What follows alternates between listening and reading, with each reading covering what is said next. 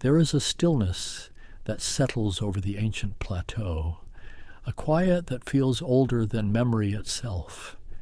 The land stretches out in every direction, rolling hills of pale gold and dusty ochre, carved by wind and time, into shapes that seem almost intentional, almost as though the earth itself had once been alive with intention, pressing upward in strange formations, hollowing itself out from within.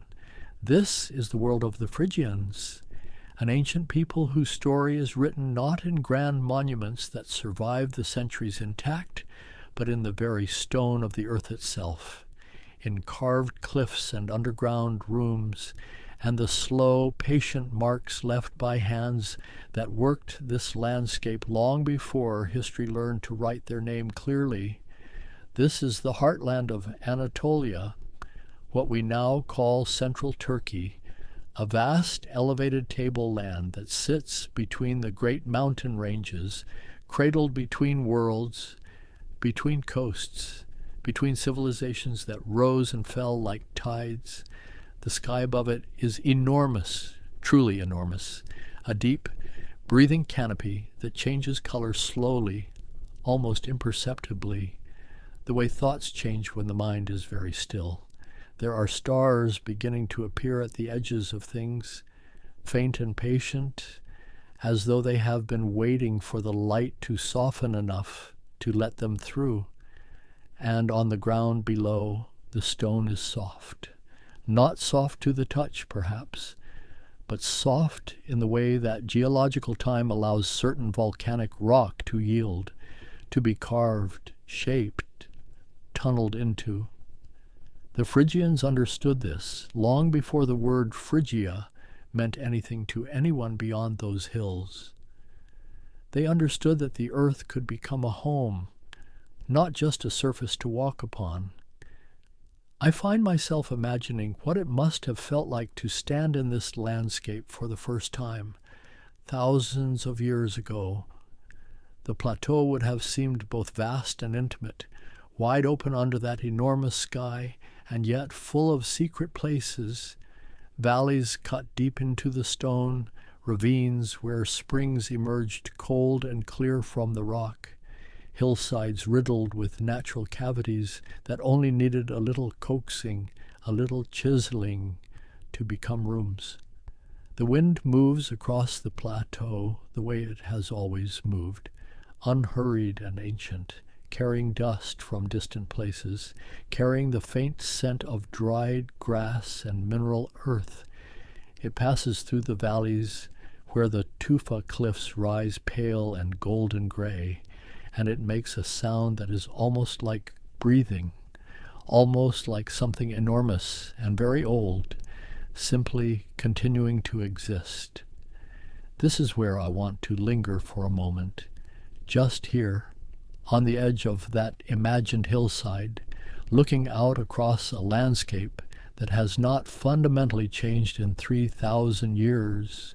The rock formations of the Phrygian heartland, centered in what is today the provinces of Eskişehir and Afyonkarahisar, and stretching into parts of Ankara and Kütahya, are composed largely of ignimbrite and tuff, volcanic material that was once liquid fire, expelled from eruptions so ancient they predate human memory entirely.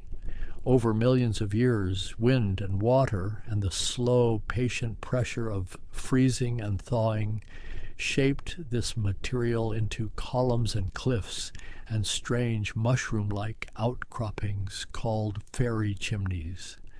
The same formations we still see in Cappadocia today, which lies a little to the east and shares much of the same geological story. But the Phrygians were not merely the inheritors of an interesting landscape. They were its collaborators. They looked at a cliff face of pale tuff and saw a wall, a room, a doorway, a facade carved with geometric precision, with reliefs of lions and divine figures and latticed patterns that still catch the eye of anyone who stumbles upon them today. They looked at the ground beneath their feet and understood that it was not simply ground. It was a ceiling, a shelter, a layer of living stone beneath which entire communities could settle and breathe and endure through seasons of snow and siege alike. There is something extraordinary about a people who chose to go inward, who looked at the surface of the world and decided that what lay beneath was worth inhabiting. The underground cities and rock-cut chambers of the Phrygian valleys are not crude or desperate structures. They are thoughtful. They are, in many places, beautiful in their own quiet way, carved with care, arranged with logic, ventilated and organized and connected by corridors that wind through the rock like the pathways of a slow, deliberate mind. I imagine walking toward one of those carved facades now, the famous ones that scholars have studied and local villagers have passed their whole lives beside without ever quite ceasing to be awed by. The cliff rises before me in the late afternoon light, its surface warm with the color of old honey and pale ash. And there in the rock, framed by carved pilasters and crowned with a triangular pediment, is a doorway that leads nowhere, or rather a doorway that leads to the divine, carved not as an entrance to a room but as a monument to something much harder to name. The Phrygians carved these monumental facades as cult niches, as places where the goddess could dwell within the rock itself, because for the Phrygians the boundary between the earthly and the sacred was not a line in the sky, but a surface in the stone. The mountain, the cliff, the boulder, these were not merely landscape. They were the very body of the divine. And all of this, the rock-cut chambers, the underground rooms, the carved facades, the plateau spread wide under its ancient sky, all of this is the world we are quietly stepping into now. It asks nothing of us, only a certain willingness to slow down, to let the eye adjust to the dim golden light of carved stone, to let the mind become comfortable with a pace that is older than urgency. The wind moves again across the plateau, and somewhere in the distance, barely audible, there is the sound of water finding its way through stone, patient, purposeful, unhurried. Everything here has been waiting a very long time, and there is no rush at all. The water that finds its way through stone has always known something that history takes much longer to learn, that persistence, applied gently and without haste, shapes the world more lastingly than any sudden force. And it was persistence and movement that first brought the Phrygians into this landscape. The question of where the Phrygians came from is one that ancient writers found fascinating, and modern scholars still debate with careful, measured enthusiasm. The Greek historian Herodotus, writing in the 5th century before the Common Era, recorded a Macedonian tradition that placed the original Phrygians in Europe, a people he called the Phrygians, living in the mountainous regions of what is now northern Greece and Macedonia, before a long and gradual migration carried them eastward across the Hellespont and into the Anatolian interior. This migration, if it happened as the ancient sources suggest, would have taken place sometime during the great upheaval of the late Bronze Age. That turbulent period, roughly between 1300 and 1000 years before the Common Era, when nearly every major civilization around the eastern Mediterranean seemed to tremble and contract simultaneously.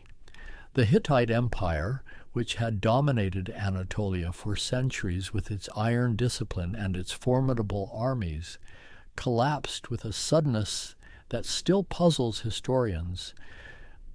The great city of Hattusa, the Hittite capital, was abandoned and burned.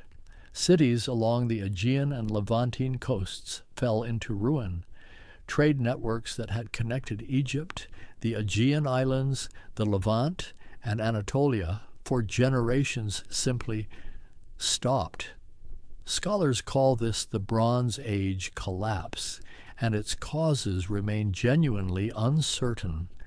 A convergence, perhaps, of drought and famine, of internal rebellions and the disruptions caused by the mysterious groups known only as the Sea Peoples, who moved through the eastern Mediterranean like a tide that rearranged everything it touched. It was into the vacuum left by this collapse that the Phrygians moved. Or perhaps it is more accurate to say that they were part of the collapse itself, one of the peoples swept up in the great migrations of that era, moving not as conquerors initially, but as wanderers, as a people in motion, carrying their language and their customs and their particular way of reading the landscape across hundreds of miles of unfamiliar terrain. The Phrygian language is itself a clue. It belongs to the Indo-European family, and linguists have long noted its close relationship to Greek, close enough that ancient writers sometimes remarked upon the similarity, close enough that certain Phrygian words echo through Greek texts like a familiar melody played in a slightly different key. This linguistic kinship supports the idea of a shared ancestral homeland somewhere in the Balkans or the broader European steppe, from which both the ancestors of the Greeks and the ancestors of the Phrygians eventually diverged and moved in different directions. But language carries its people only so far into the past. Beyond a certain point, the trail grows quiet, and we are left with inference and imagination. What seems clear is that by around the 11th or 10th century before the Common Era, a people identifiable as Phrygian had established themselves in the central Anatolian plateau, settling into a landscape that the retreating Hittite world had left, in many places effectively empty, or at least open to new inhabitation. They did not arrive in a landscape without memory, however. The plateau they settled had been home to human communities for an extraordinarily long time. Neolithic villages, Bronze Age settlements, Hittite administrative centers, all had left their marks on the land, their foundations buried under later construction, their pottery scattered in the earth, their names mostly lost. The Phrygians would have encountered ruins and remnants, old roads and ancient field systems, the faint outlines of earlier worlds pressed into the soil, and they would have encountered the rock, that soft, pale, endlessly workable volcanic tuff that makes the Phrygian valleys so distinctive, so unlike the hard limestone landscapes of the Aegean coast or the great river valleys of Mesopotamia.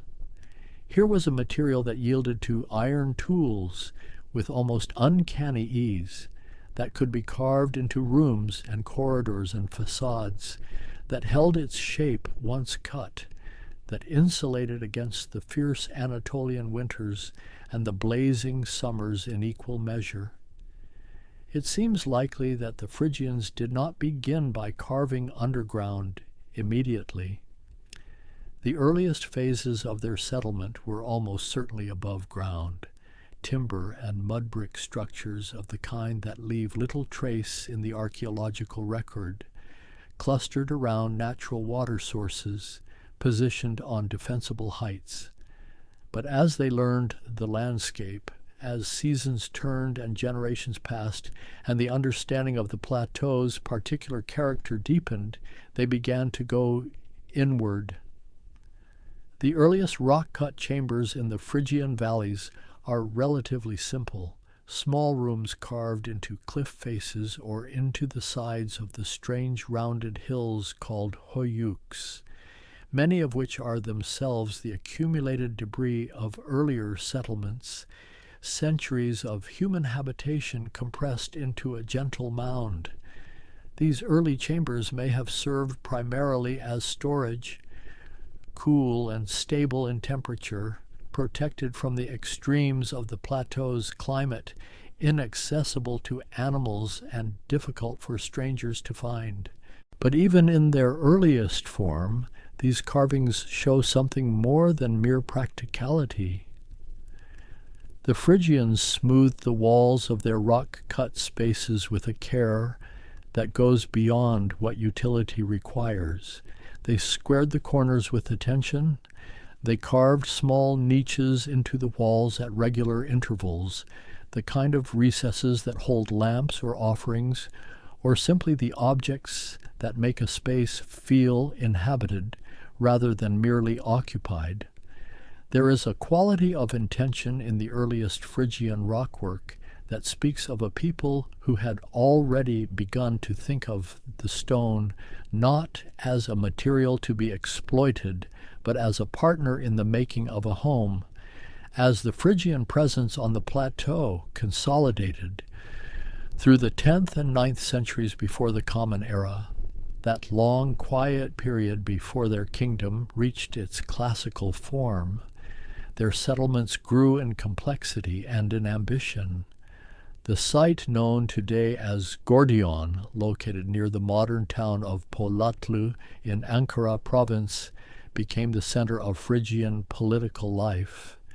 It sits at the confluence of the Sakarya River and a smaller tributary, a position that would have made it both a natural waypoint along east-west routes across the plateau and a place of relative agricultural abundance in a landscape that could be harsh.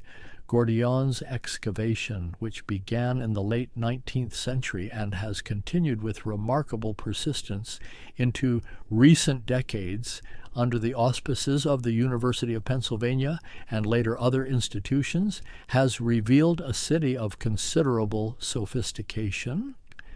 The earliest Phrygian levels at Gordion show a community already engaged in organized craft production, weaving, metalworking, woodworking of a quality that would later astonish those who excavated the burial mounds nearby.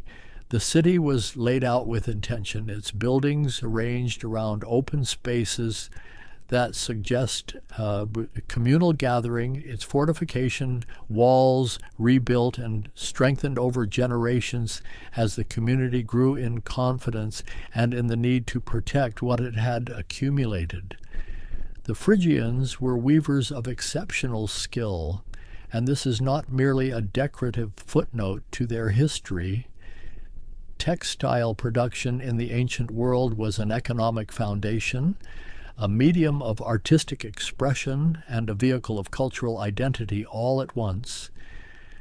Phrygian textiles were sought across the ancient world, their geometric patterns, the same interlocking meanders and stepped triangles and diamond forms that appear on their carved stone facades, rendered in wool and linen with a precision that speaks of generations of accumulated technique. The women who wove these textiles were not anonymous. The Greek world, which maintained a complicated relationship with Phrygia, admiring, borrowing, occasionally mocking, frequently trading, remembered Phrygian weaving as something remarkable. The very word for a particular type of embroidered cloth, Phrygianum, entered Latin and persisted through the medieval period as a term for the finest kind of needlework. There is something quietly moving about this, that in a civilization whose political history is fragmentary and whose written records are sparse, the excellence of its textiles was vivid enough to survive in language for more than 2,000 years. The early Phrygians were also farmers and herders. The plateau demanded both. The landscape of central Anatolia is not uniformly generous. It requires a knowledge of microclimates, of where water collects and where it drains away, of which slopes face the sun long enough to ripen grain and which remain in shadow until late in the season. The Phrygians developed this knowledge over generations, settling the valleys where springs emerge from the rock, cultivating the flatter ground near rivers, moving their animals across the upland pastures in the rhythms of transhumance that still characterize parts of the Anatolian interior today. They grew emmer wheat and barley. They kept sheep and goats for wool and milk and meat. They raised pigs, which tells us something about their culture, since pig keeping was not universal across the ancient Near East and was often associated with particular ethnic or religious traditions. They kept horses, which would become important not merely as working animals, but as markers of status, as symbols of the power that the Phrygian kingdom would come to project. And through all of this, the farming and the weaving and the carving and the slow accumulation of settlement, there was something else taking shape in the Phrygian world, a religious sensibility of unusual depth and particularity. The goddess whom the Phrygians worshipped above all others, the great mother figure they called Matar, or Matar Kubileia, the mountain mother, was not simply a deity of fertility in the narrow sense that word sometimes implies. She was the earth itself, conceived as a living presence, the stone from which the plateau was made, the water that moved through it, the dark interior of the rock that sheltered and sustained. She was the world the Phrygians inhabited, made sacred and given a name. Her cult would eventually spread far beyond Phrygia, carried westward by Greek and then Roman contact until the goddess known as Cybele, a name derived from that ancient Phrygian epithet, Kubileia, was worshipped in Rome itself, her priests processing through the city's streets, her temple standing on the Palatine Hill at the very heart of the Roman world. But in these early centuries she belonged to the plateau, to the carved niches in the cliff faces, to the small stone images placed at springs and crossroads and the entrances of caves, to the rituals conducted in the open air before those great monumental facades that the Phrygians had not yet begun to carve, but would. The foundations were being laid, slowly, carefully, in the way that the best foundations always are, not in a single decisive moment, but in the accumulation of seasons, of choices, of a people learning their landscape, and beginning, very gradually, to leave their mark upon it. The plateau stretched on under its enormous sky. The stone waited with its particular patience, and the Phrygians, generation by generation, began to understand what they had found, and what they found, in time, was a kingdom. The period that scholars call the height of Phrygian power, roughly spanning the 9th through the 7th centuries before the Common Era, was a time of extraordinary flourishing on the central Anatolian plateau. A time when Gordion grew from a substantial settlement into a genuine capital city, its walls rising thick and purposeful above the Sakarya River, its storehouses filled with the produce of a well-organized agricultural hinterland, its workshops producing objects of beauty and precision that traveled far beyond the plateau's edges. It was during this period that the figure of the Phrygian king became something more than a local chieftain, became, in fact, a presence that the wider ancient world took seriously, traded with, occasionally feared, and remembered long after the kingdom itself had faded. The name Midas echoes through history with a particular resonance, weighted with the gold of Greek legend, softened by the humor of a story about a foolish wish. But the historical Midas, and there were likely several kings of that name, the title perhaps serving as a dynastic identifier, much as the name Pharaoh functioned in Egypt, was a figure of genuine political consequence. Ancient Assyrian records, those meticulous clay tablet chronicles that the Assyrian kings maintained with such bureaucratic thoroughness, refer to a king of the land called Mushki, almost certainly Phrygia, by the name Mita. This Mita appears in Assyrian texts from the late 8th century before the Common Era as a power to be reckoned with, a king who formed alliances with Assyria's enemies, who exerted influence across a wide arc of Anatolia, who was significant enough that the great Assyrian king, Sargon II, found it worth his while to negotiate a formal peace with him. The Greek world knew him as Midas, and the Greeks had their own stories.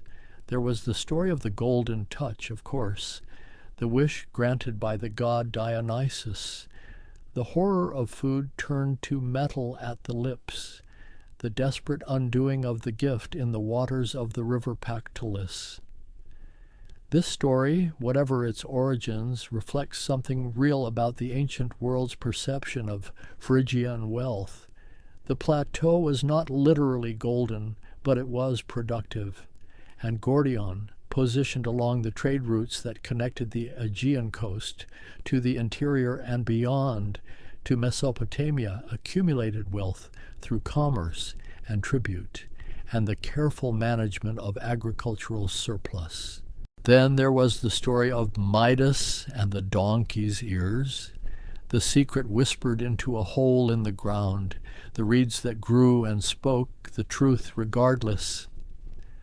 This story may preserve a faint memory of something genuine, of a king whose court contained Greek musicians and storytellers, whose world was already deeply entangled with the Greek cultural sphere, even as it remained distinctly, stubbornly Phrygian. Because the Phrygians were remarkable cultural intermediaries, they occupied a position between the older civilizations of the Near East, the Assyrians, the remnants of the Hittite world that had fragmented into smaller Neo-Hittite kingdoms, the Urartians to the northeast, and the emerging Greek world along the Aegean coast. They absorbed influences from both directions and transformed them into something wholly their own. The great carved facades of the Phrygian valleys show this synthesis clearly. The geometric patterns that cover their surfaces, those interlocking meanders, those stepped triangles, those latticed fields of repeated diamond forms, draw on traditions that can be traced both to the broader Near Eastern world and to the geometric pottery styles of early Greece. But the combination and the particular application of those patterns to monumental cliff faces is Phrygian and nothing else.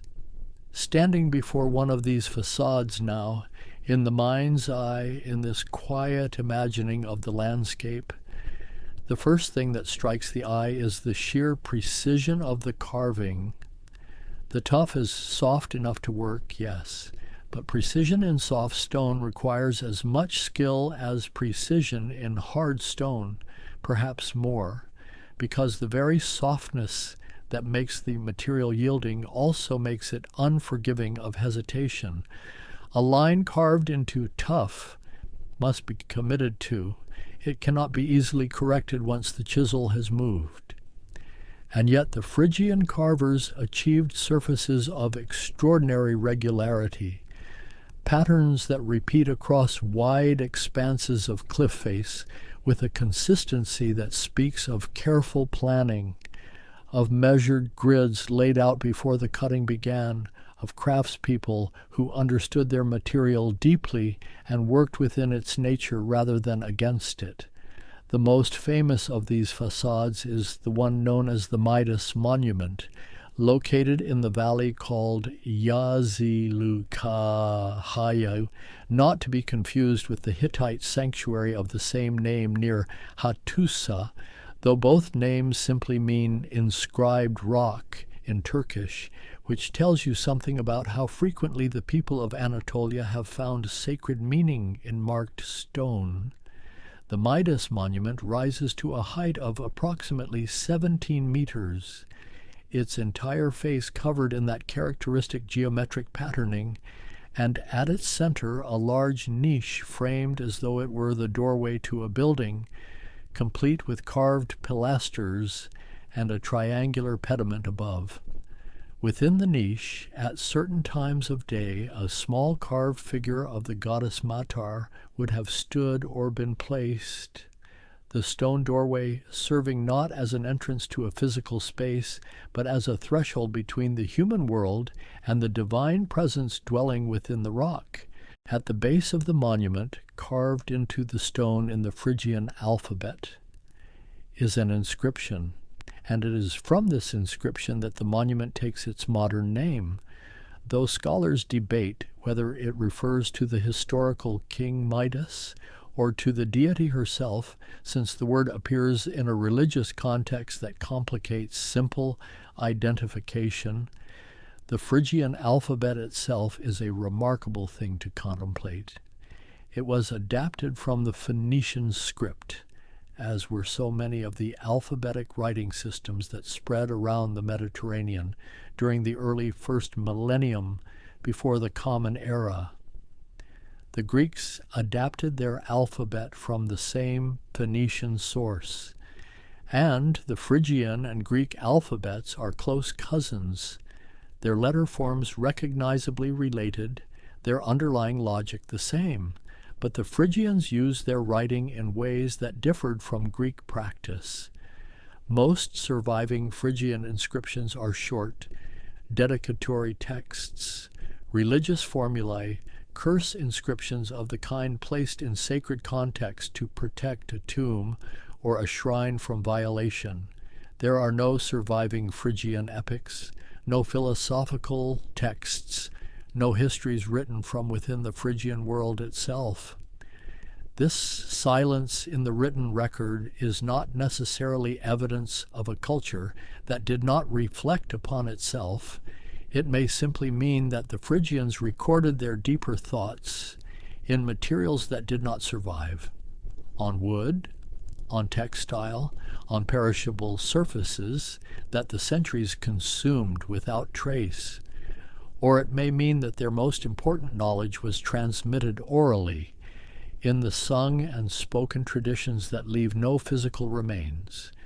What survives instead is the physical world they made, and that world is eloquent in its own way. The tumuli, the great burial mounds that dot the landscape around Gordion, are among the most extraordinary survivals of the Phrygian world. There are nearly 100 of them still visible in the Gordian area alone, ranging from modest hillocks to the enormous mound known as the Midas tumulus, which rises to a height of approximately 53 meters and was, when it was constructed, one of the largest burial mounds in the ancient world.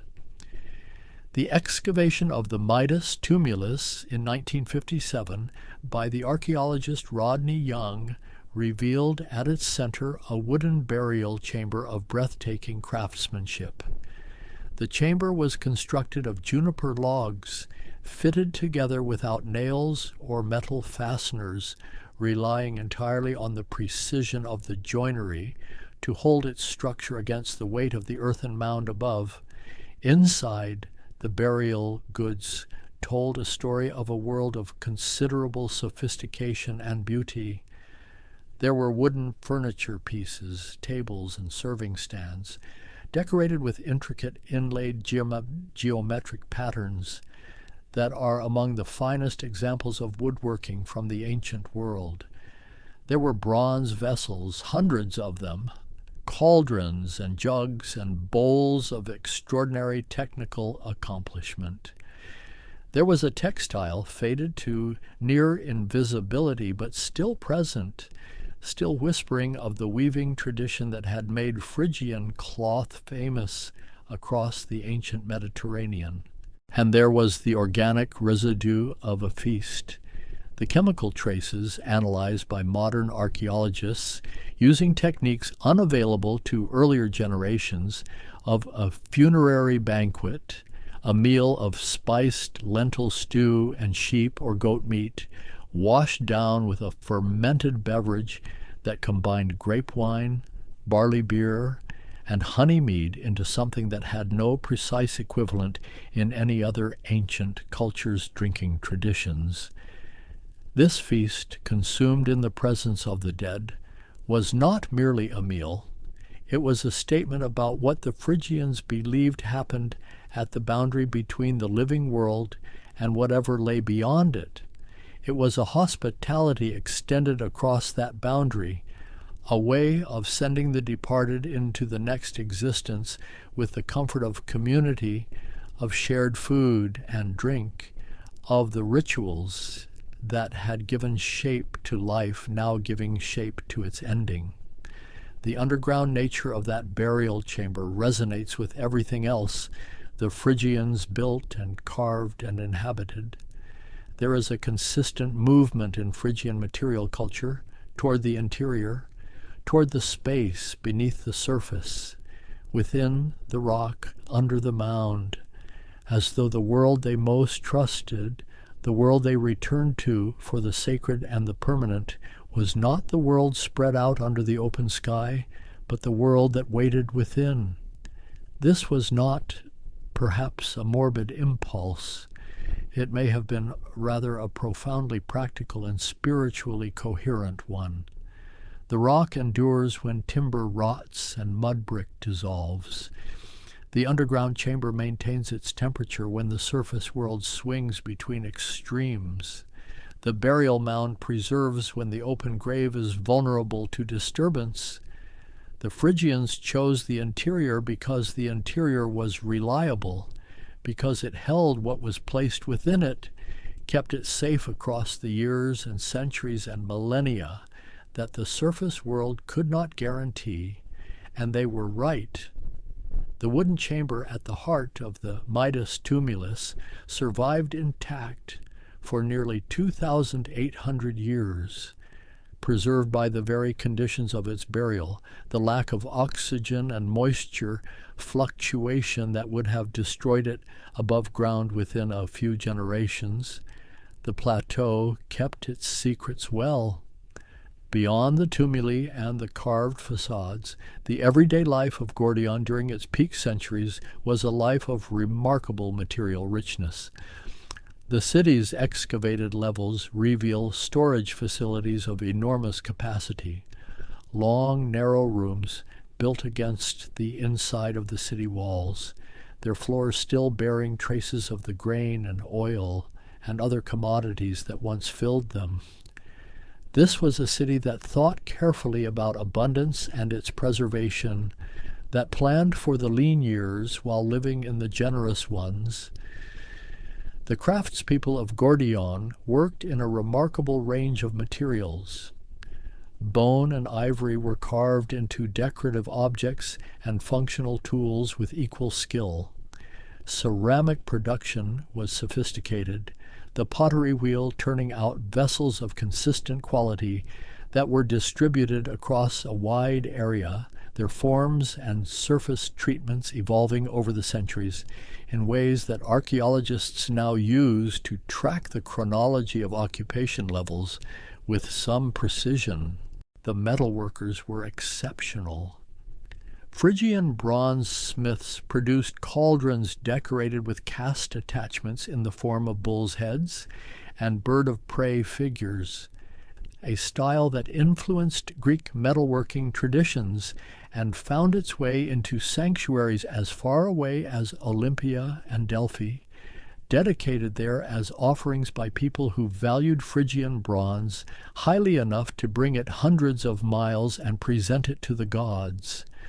The plateau kept its secrets well, and its craftspeople kept their skills well too, passing them from hand to hand, generation to generation, in the workshops of a city that was, at its height, fully alive with the sounds and smells of productive human making, the sounds of that productive making, the rhythm of the potter's wheel, the ring of bronze being worked at the forge, the soft percussion of the loom, were sounds that filled Gordion for generations.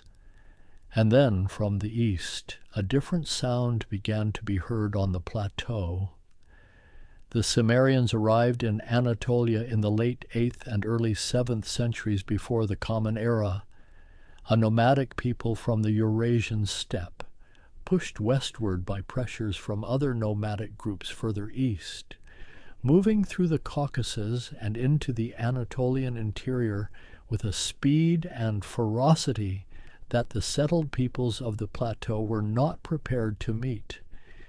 Ancient sources describe the Cimmerian incursions in terms of devastation, of cities burned and populations scattered. The Assyrian records, those reliable witnesses to the turbulences of the ancient Near East, note the Cimmerian threat repeatedly, and the Greek tradition preserved a memory of their violence that colored the very word for darkness and the underworld. Cimmerians became, in the Greek poetic imagination, a people associated with perpetual shadow. For Gordion, the Cimmerian raids appear to have been catastrophic. Archaeological evidence from the site shows a dramatic destruction layer dating to around 690 or 680 years before the Common Era, a stratum of ash and burned debris that speaks of a city set on fire. The great storerooms along the city walls, so carefully stocked with the surplus of a well-managed agricultural system, were consumed. Buildings that had stood for generations collapsed into rubble that was subsequently buried under the reconstruction that followed. The ancient tradition that the historical King Midas died during or shortly after the Cimmerian devastation.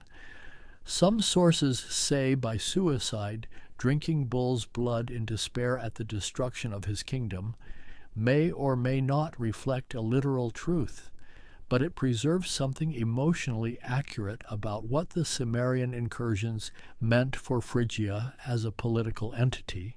The kingdom did not simply end. Gordion was rebuilt. Life on the plateau continued. The rock-cut chambers and the carved facades continued to be made, perhaps even proliferated, in the centuries that followed. But the Phrygian kingdom as a major independent power, as the entity that had negotiated with Assyrian kings and influenced Greek cultural life and filled the Anatolian interior with its particular vision of the sacred and the beautiful, that entity was diminished.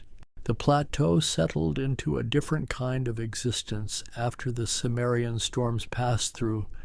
What emerged was not absence, but transformation. The Phrygians did not vanish from their landscape. They remained generation after generation, farming their valleys and carving their stone and worshiping their goddess at her cliff-face shrines. But the political horizon contracted, and new powers began to cast their shadows across the plateau from different directions. From the west came the Lydians, that wealthy, sophisticated kingdom centered at Sardis in western Anatolia, whose king Croesus would become synonymous in the Greek imagination with almost incomprehensible wealth. The Lydians extended their influence across much of Anatolia during the 6th century before the Common Era, and the Phrygian plateau fell within their sphere, not necessarily through violent conquest in every instance, but through the gradual absorption of a region whose political independence had already been weakened. It was the Lydians, trading along routes that passed through and around the Phrygian heartland, who helped to maintain the plateau's connection to the broader Mediterranean commercial world during this period of political diminishment. The Phrygian valleys were not isolated. They lay along paths that goods and people and ideas traveled, and that traffic continued regardless of who nominally controlled the surrounding territory. Then, in 546 years before the Common Era, the Persian king Cyrus the Great defeated Croesus of Lydia, and the entire western Anatolian world, including the Phrygian plateau, passed into the administrative embrace of the Achaemenid Persian Empire. The Persians were, in many ways, remarkably tolerant administrators. Their imperial system operated through a network of satraps, provincial governors, who maintained Persian authority while allowing considerable local cultural continuity. The Phrygians, under Persian rule, continued their religious practices, continued carving their rock-cut spaces, continued speaking their language, and maintaining the cultural traditions that made them recognizably themselves. The Persian period actually produced some of the most refined examples of rock-cut Phrygian architecture. The satrapal courts, with their access to imperial resources and their taste for monumental display, may have encouraged a new phase of ambitious stone carving. Certain facades in the Phrygian valleys show stylistic elements that suggest Persian influence in the treatment of figures, in decorative motifs, in the scale of the undertaking, while remaining fundamentally Phrygian in their overall conception. This layering of influences is one of the most fascinating qualities of the Phrygian archaeological record. Each period of political change left its trace in the stone without entirely erasing what came before. The plateau became a kind of palimpsest, a surface written upon repeatedly, each inscription partially visible beneath the next, the whole a record of continuity and change that no single historical moment can fully represent. The underground chambers took on new dimensions during these later periods. What had begun, perhaps, as storage and simple shelter evolved into something more complex and more intentional. Multi-room complexes carved into cliff faces and hillsides, connected by corridors, equipped with carved benches and niches and channels for water management, speak of permanent habitation rather than ochreous occasional use. Some of these underground spaces were almost certainly domestic in function, homes carved into the rock, cool in summer, warm in winter, protected from the weather extremes of the plateau in a way that surface structures could not match. The tuff, once the initial effort of carving had been expended, required remarkably little maintenance. It did not rot, did not need repainting or replastering, did not shift on its foundations in the way that mud brick structures did after years of moisture cycling. A family living in a rock-cut home on the Phrygian plateau would have experienced a quality of environmental stability that was genuinely rare in the ancient world. The temperature inside such a space remains relatively constant throughout the year, cool and even in summer, retaining warmth through the long Anatolian winters when the plateau above could be buried under snow for weeks at a time. Imagining daily life within one of those carved interiors, there is a particular quality of light to consider. The light that enters a rock-cut room does so through carefully positioned openings, doorways, sometimes small windows carved through to the exterior. It enters at an angle and falls across the carved walls in ways that change slowly through the day, the shadows deepening in the niches, the texture of the stone becoming more or less pronounced as the light shifts. By lamplight, the interior world of a Phrygian rock-cut dwelling would have been intimate and warm, the flame reflecting off pale stone walls, the carved surfaces taking on a depth and complexity in the flickering light that flat plaster walls cannot produce. The lamp itself, a simple clay dish filled with olive oil or animal fat, a twisted fiber wick floating at its edge, would have been placed in one of those carved niches, its light pooled and directed by the geometry of the recess in a way that feels almost designed, almost intentional, which perhaps it was. The daily rhythms of Phrygian domestic life, as best as archaeology can reconstruct them, were the rhythms of an agricultural community adapted to a challenging environment. Women wove at their looms in the better-lit spaces near doorways and windows. Children carried water from the springs that emerged at the bases of the cliff formations, filling ceramic jars that were stored in the cool inner rooms. Men worked the fields during the planting and harvest seasons, tended animals on the upland pastures during the summer months, turned to craft work during the long winters when the plateau was locked under cold and snow. Food was simple and nourishing, flatbreads baked on heated stones, lentil and grain porridges seasoned with whatever the season provided, dried fruits and nuts stored through the winter, the occasional luxury of meat, more often goat or sheep than cattle, the larger animals being too valuable as producers of wool and milk to slaughter except for significant occasions. Fermented dairy products, yogurt, soft cheese that preserved the nutritional value of milk through the seasons when fresh milk was scarce. The goddess was present in all of it, not as an abstraction, not as a theology to be debated, but as the living presence of the world itself. The spring that provided water was her gift. The stone that sheltered was her body. The grain that grew in the valley fields was her abundance. Small terracotta figures of the seated goddess, her hands resting on the heads of lions that flanked her throne, were kept in household niches alongside the practical objects of daily life. The spindle whorls and loom weights, the ceramic vessels and the iron tools. She was not separate from the practical world. She was woven through it, the way the water-bearing limestone veins run through the tuff, invisible until they emerge at the surface as a spring.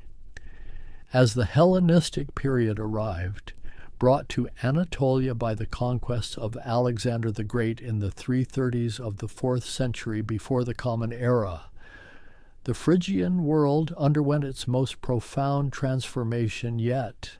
Greek language, Greek administrative systems, Greek urban planning, and architectural conventions spread across Anatolia with the speed and thoroughness that only a conquering culture backed by genuine military power can achieve. Gordion became a Hellenistic city, its street plan reorganized on a grid, its public spaces redesigned according to Greek conventions, Greek pottery and Greek coins displacing local forms in the archaeological record. Greek became the language of administration and increasingly of daily life. The Phrygian language retreated, survived for centuries longer in religious contexts and rural communities, but began the long, slow withdrawal from public life that would eventually see it fall entirely silent.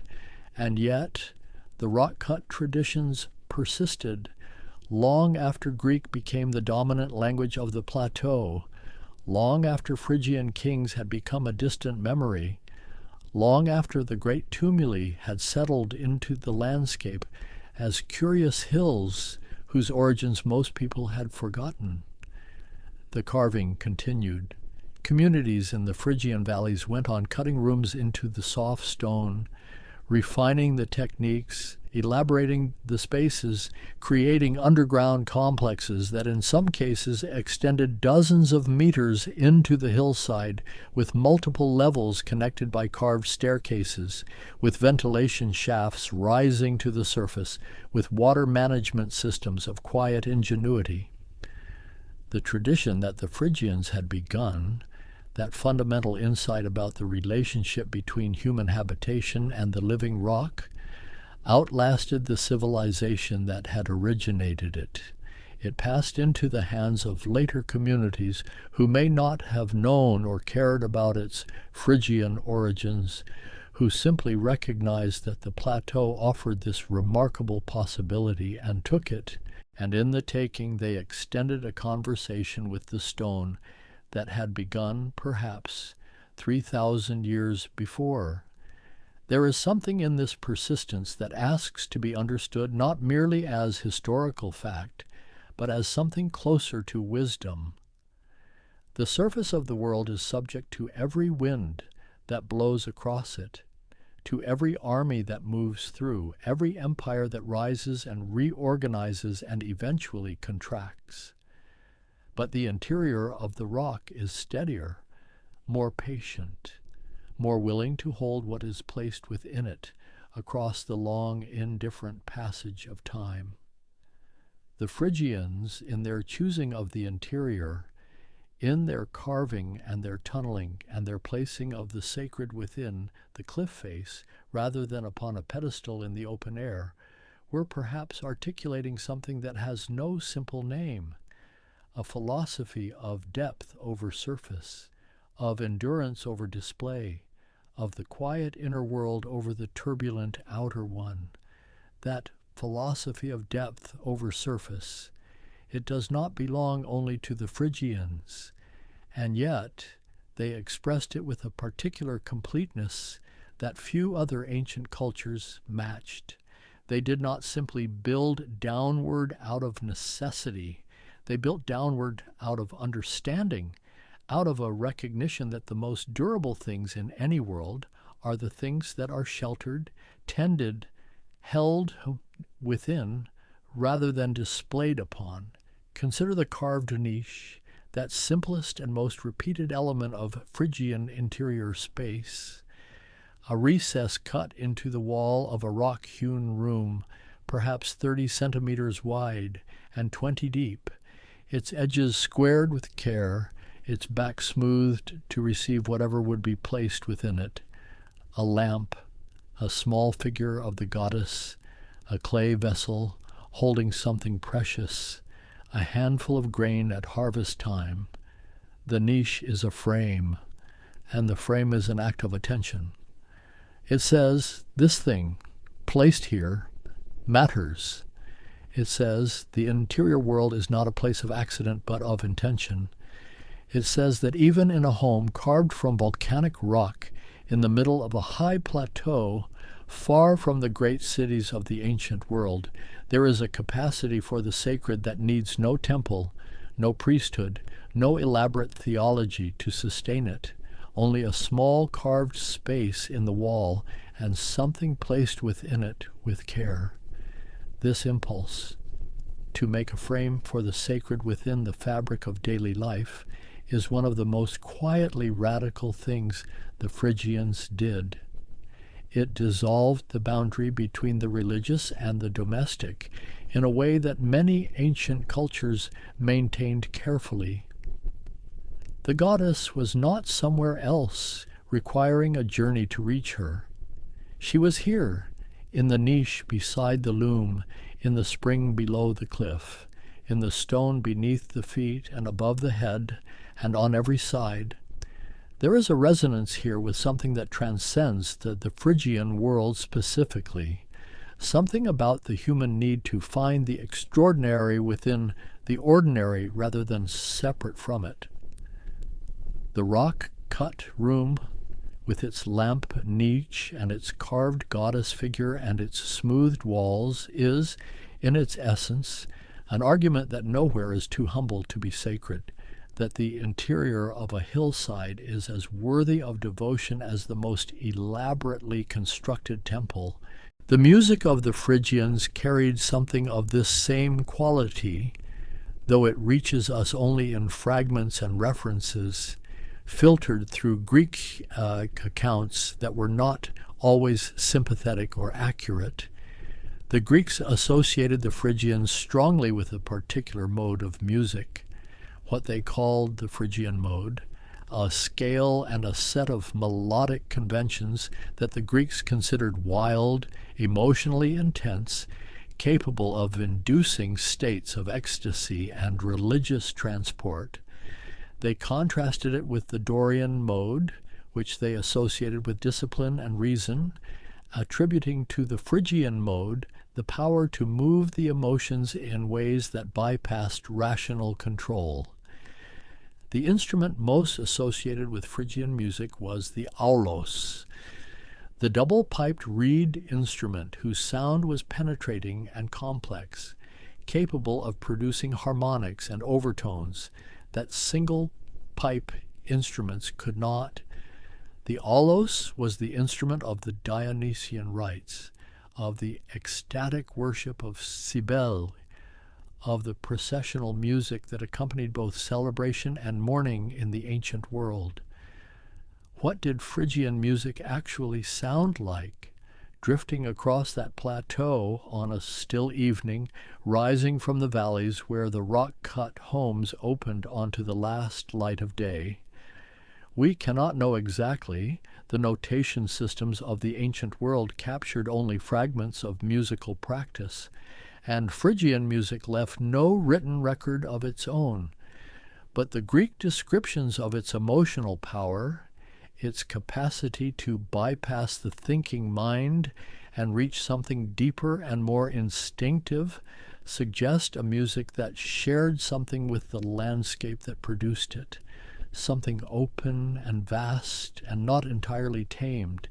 The Phrygian cap, that soft, forward-curving conical hat that appears in Greek and Roman art as the identifying marker of a Phrygian figure, carried a symbolic weight far beyond its practical function as a head covering suited to the plateau's variable climate. It became, in the broader ancient world, a marker of the exotic and the Eastern, worn by figures who stood at the boundary between the familiar and the foreign.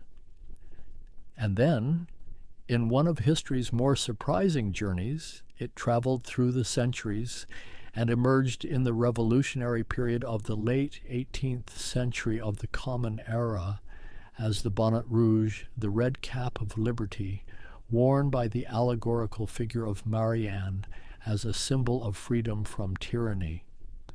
The connection was made through the ancient association of the Phrygian cap with freed slaves in the Roman world, who wore it as a mark of their new status. But the ultimate origin was that plateau, those cold winters, those practical people who needed something to keep their heads warm, and made something so distinctive that it echoed through 3,000 years of human symbolism. There is something almost dreamlike about that journey. A hat worn by a farmer on the Anatolian plateau in the 9th century before the Common Era, rendered in stone reliefs and painted pottery, carried by cultural transmission through Greece and Rome, transformed into a symbol of emancipation, and eventually placed on the head of the figure that stands for liberty itself. The Phrygians, who left so little written record of their own inner life, managed nonetheless to plant an image so vivid that it outlasted empires and crossed continents. The underground world they built, those carved corridors and rock-hewn rooms and ventilated multi-story complexes that the later Cappadocian tradition would develop into the extraordinary underground cities of Derinkuyu and Kaimakli, capable of sheltering tens of thousands of people, began perhaps with nothing more than a family looking at a soft cliff face and understanding that it could become a home. That understanding, patient, practical, profound, is the thread that runs through all of it, through the carved facades and the burial mounds and the woven textiles and the bronze cauldrons and the small goddess figures in their household niches, through the music and the language and the cap that became a symbol of freedom. The Phrygians were people who understood that the most important things are built slowly from the inside out in dialogue with the material world rather than in opposition to it. And now the plateau settles into its evening quiet. The light is leaving the upper edges of the tough cliffs slowly, the pale stone holding the warmth of the day a little longer than the air around it, glowing faintly gold and then amber, and then the softer, grayer color of stone in shadow. The carved facades lose their sharp definition as the light flattens, the geometric patterns retreating back into the cliff face, becoming suggestions rather than declarations. Somewhere in the valley below, water moves over stone with its patient sound, the same sound it has made for 10,000 years and more, indifferent to the rise and fall of kingdoms, indifferent to the names that human beings have given to the land through which it flows. The underground rooms are very still now. The temperature inside them has not changed perceptibly since morning. That is their particular gift, that steadiness, that refusal to be dramatic about the passage of time. A lamp flame placed in a carved niche would burn without flickering in that windless interior, casting its small circle of warmth and light against the pale stone walls, making the carved surfaces glow with a softness that daylight never quite produces. I find myself thinking about all the hands that touched this stone, the hands that chiseled and smoothed and carved, that placed lamps in niches and vessels on carved shelves, that guided children through low doorways into rooms that smelled of cool mineral earth and the faint sweetness of stored grain. Hands that are 3,000 years gone now, and yet the marks they left remain. The squared corners, the smoothed walls, the niches cut with such care into the living rock. There is a kind of companionship in that continuity, a sense that the distance between those lives and this moment of quiet contemplation is not as absolute as the centuries might suggest. The plateau has not fundamentally changed. The tuff is still soft. The springs still emerge cold and clear from the base of the cliffs. The sky above is still enormous, still breathing, still capable of producing that particular quality of silence that makes the mind go still. The carved facades stand in the gathering dark, their geometric patterns invisible now, their monumental scale reduced by the evening to simple shapes against the deeper shape of the cliff. The goddess within the stone rests in her ancient patience, having outlasted every empire that passed across the plateau, having absorbed every change of language and administration and cultural fashion, having remained, as the rock itself remains, fundamentally, quietly, enduringly present. The great burial mounds are low shapes on the horizon now, barely distinguishable from the natural hills around them, the plateau, reclaiming them gently over the centuries, softening their profiles, letting them settle back into the landscape as though they had always been part of it, which in a sense they now have been for long enough that the distinction no longer matters very much. The Phrygians are in the stone, in the worn edges of carved niches, in the faint traces of geometric patterns on cliff faces that wind and rain have been slowly smoothing for 2.5 millennia, in the language of a goddess whose name crossed oceans and outlasted the civilization that first spoke it, in the shape of a cap that a revolutionary placed on the head of the liberty itself, without perhaps knowing exactly where it had come from. They are in the plateau's deep quiet, in the way the underground rooms hold their temperature through every season, steady and unhurried, indifferent to the weather above, in the sound of water finding its way through stone with the patience of something that has no particular need to arrive quickly. The stars are fully present now above the plateau, countless and very still, the same stars that the Phrygian farmers watched from the entrances of their rock-cut homes, reading the seasons in their rising and setting, finding in that enormous overhead quiet the same thing that this moment offers quietly to anyone who is willing to simply be still and let the ancient world breathe. The stone holds everything it has ever been given, and the plateau rests as it has always rested beneath its endless, patient sky.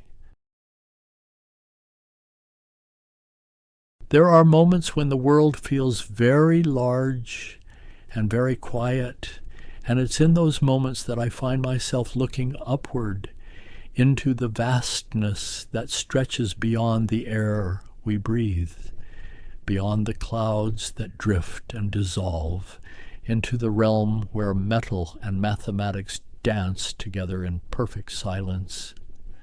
Tonight, my thoughts have wandered to those patient travelers, the ones that circle endlessly above us, tracing invisible paths through the darkness, moving with a precision that would seem impossible if we couldn't measure it, if we couldn't prove it with numbers and trajectories and the faint signals they send earthward like whispered secrets.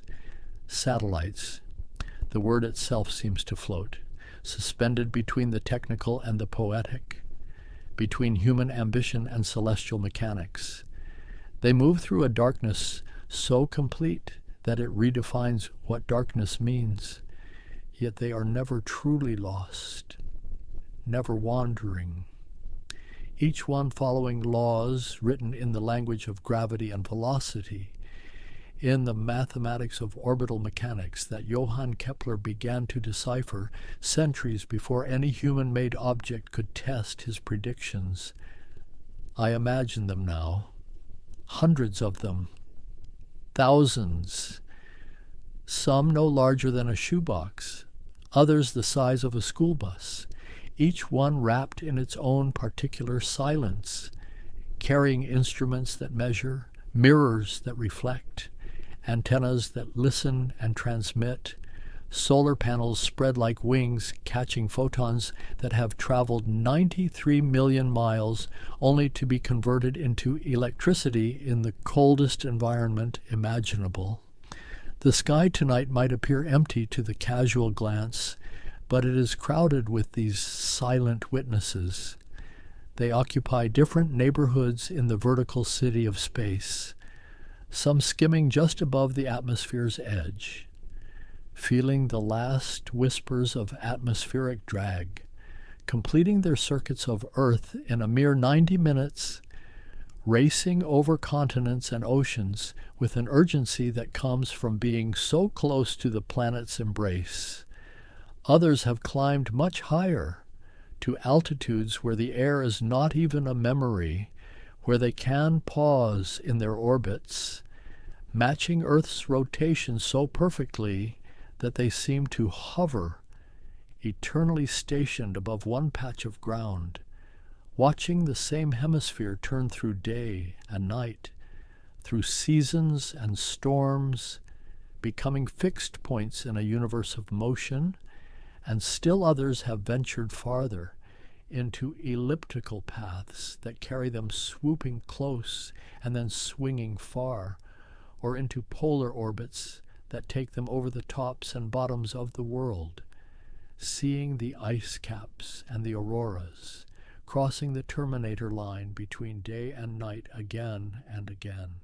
Their instruments drinking in data about magnetic fields and particle radiation and the subtle ways our planet breathes and shifts.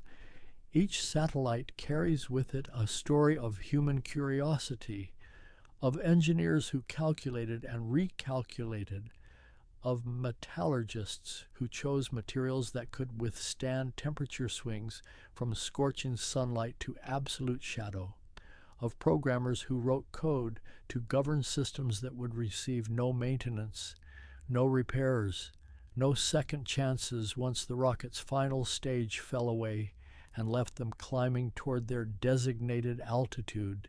The mathematics alone, the sheer weight of calculation required to place something in orbit, speaks to a particular kind of faith in numbers, in physics, in the predictability of nature's laws. A satellite must achieve a very specific velocity, not too fast, or it will escape Earth's gravity entirely, not too slow, or it will succumb to that same gravity and fall, but precisely balanced so that it falls around Earth rather than into it, perpetually falling in a circle or an ellipse, tracing the same path again and again with a regularity that clocks can measure. I find something deeply calming in that regularity, in knowing that while everything else changes, while cities grow and forests shrink, while coastlines shift and ice melts, these objects continue their silent rounds, indifferent to politics and weather, to human joy and human sorrow, guided only by the mathematics that govern all falling things, from raindrops to planets. The first of them climbed into the darkness decades ago, when spaceflight itself was barely more than a dream made suddenly real, and since then their numbers have grown, their purposes have multiplied, but the essential truth remains unchanged. They are visitors to a realm that exists just beyond our immediate reach, close enough to still feel Earth's pull, far enough to see the whole sphere of our world at once, to perceive the thin blue line of atmosphere that makes all life possible, to witness the planet as a complete thing, a marble, a home, suspended in an ocean of space that stretches in all directions without end. And so, to understand these silent travelers, we must return to a time when the very idea seemed impossible, when the notion of placing an object in orbit belonged only to dreamers and writers of fiction, to those who could imagine beyond the constraints of the present moment. The story begins not with metal and rockets, but with ideas, with minds that looked at the moon and wondered, with mathematicians who understood that an orbit was simply a special kind of fall.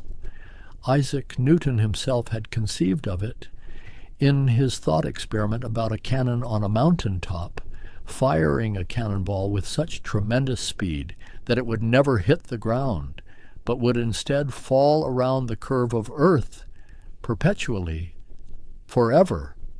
But conceiving and achieving are separated by centuries of engineering, by the development of materials and fuels, by the slow accumulation of knowledge about what happens when you push metal to extraordinary speeds through increasingly thin air. The true beginning, the moment when satellite became more than theory, arrived in the middle years of the 20th century, when two nations, locked in competition and suspicion, turned their attention skyward, each determined to demonstrate superiority not through earthbound conquest, but through the mastery of space itself. The Soviet Union moved first in 1957 on the 4th day of October, when they launched a sphere of polished metal into the autumn sky. Sputnik, meaning traveler or fellow traveler, a name that captured both motion and companionship, as if this metal ball might befriend humanity in its journey around the sun. It weighed 83.6 kilograms, about 184 pounds, small enough that a person could carry it, yet heavy enough to require an enormous rocket to lift it beyond the atmosphere. The sphere measured 58 centimeters across, roughly 23 inches, and from it extended 4 whip-like antennas ranging from 2.4 to 2.9 meters in length, antennae that would broadcast a simple radio signal, a beep that could be heard by anyone with the right equipment. That signal, transmitted on frequencies of 20.005 and 40.002 megahertz, became the voice of a new era, a rhythmic pulse, beep, beep, beep, crossing continents and oceans, announcing that humanity had placed something beyond the air, something that would not fall back immediately, but would continue, orbiting, circling, completing one revolution every 96.2 minutes. The world listened. Amateur radio operators turned their antennas skyward, tracking the signal as it passed overhead. People gathered in backyards and on rooftops, straining to glimpse a moving point of light against the stars, though what they often saw was not Sputnik itself, but the rocket's upper stage, which also achieved orbit, tumbling along behind its payload like a dutiful servant. The orbit itself told a story in numbers. At its nearest point to Earth, the perigee, Sputnik descended to 215 kilometers, about 134 miles above the surface. At its farthest point, the apogee, it climbed to 939 kilometers, roughly 583 miles, tracing an elliptical path that leaned at an angle of 65.1 degrees to the equator. For 22 days, the batteries lasted, and the beeping continued, and then silence, though the satellite itself kept falling around Earth, kept orbiting for 3 months total, 92 days, completing roughly 1,400 orbits before atmospheric drag finally claimed it, pulling it down, until friction with the thickening air transformed it into a brief streak of light, a meteor of human making. But in those 92 days, everything had changed. The possibility had become actual. The theoretical had manifested in metal and mathematics, and the race truly began. 1 month later, in November of that same year, Sputnik 2 ascended, larger, heavier, carrying within its payload a passenger, a dog named Laika, a stray from the streets of Moscow, chosen and trained for a journey she could not understand. She became the first living creature to orbit Earth. Her heartbeat and vital signs transmitted down to receiving stations, proving that biology could survive the acceleration, the weightlessness, the radiation beyond Earth's protective atmosphere. The ethics of that mission, sending a creature with no return plan, no possibility of recovery, would be debated for decades, but the technical achievement remained undeniable. Life could exist in orbit, at least temporarily, at least long enough to gather data about how a mammalian body responded to conditions never before experienced in millions of years of evolution. The United States, watching, calculating, rushed to respond.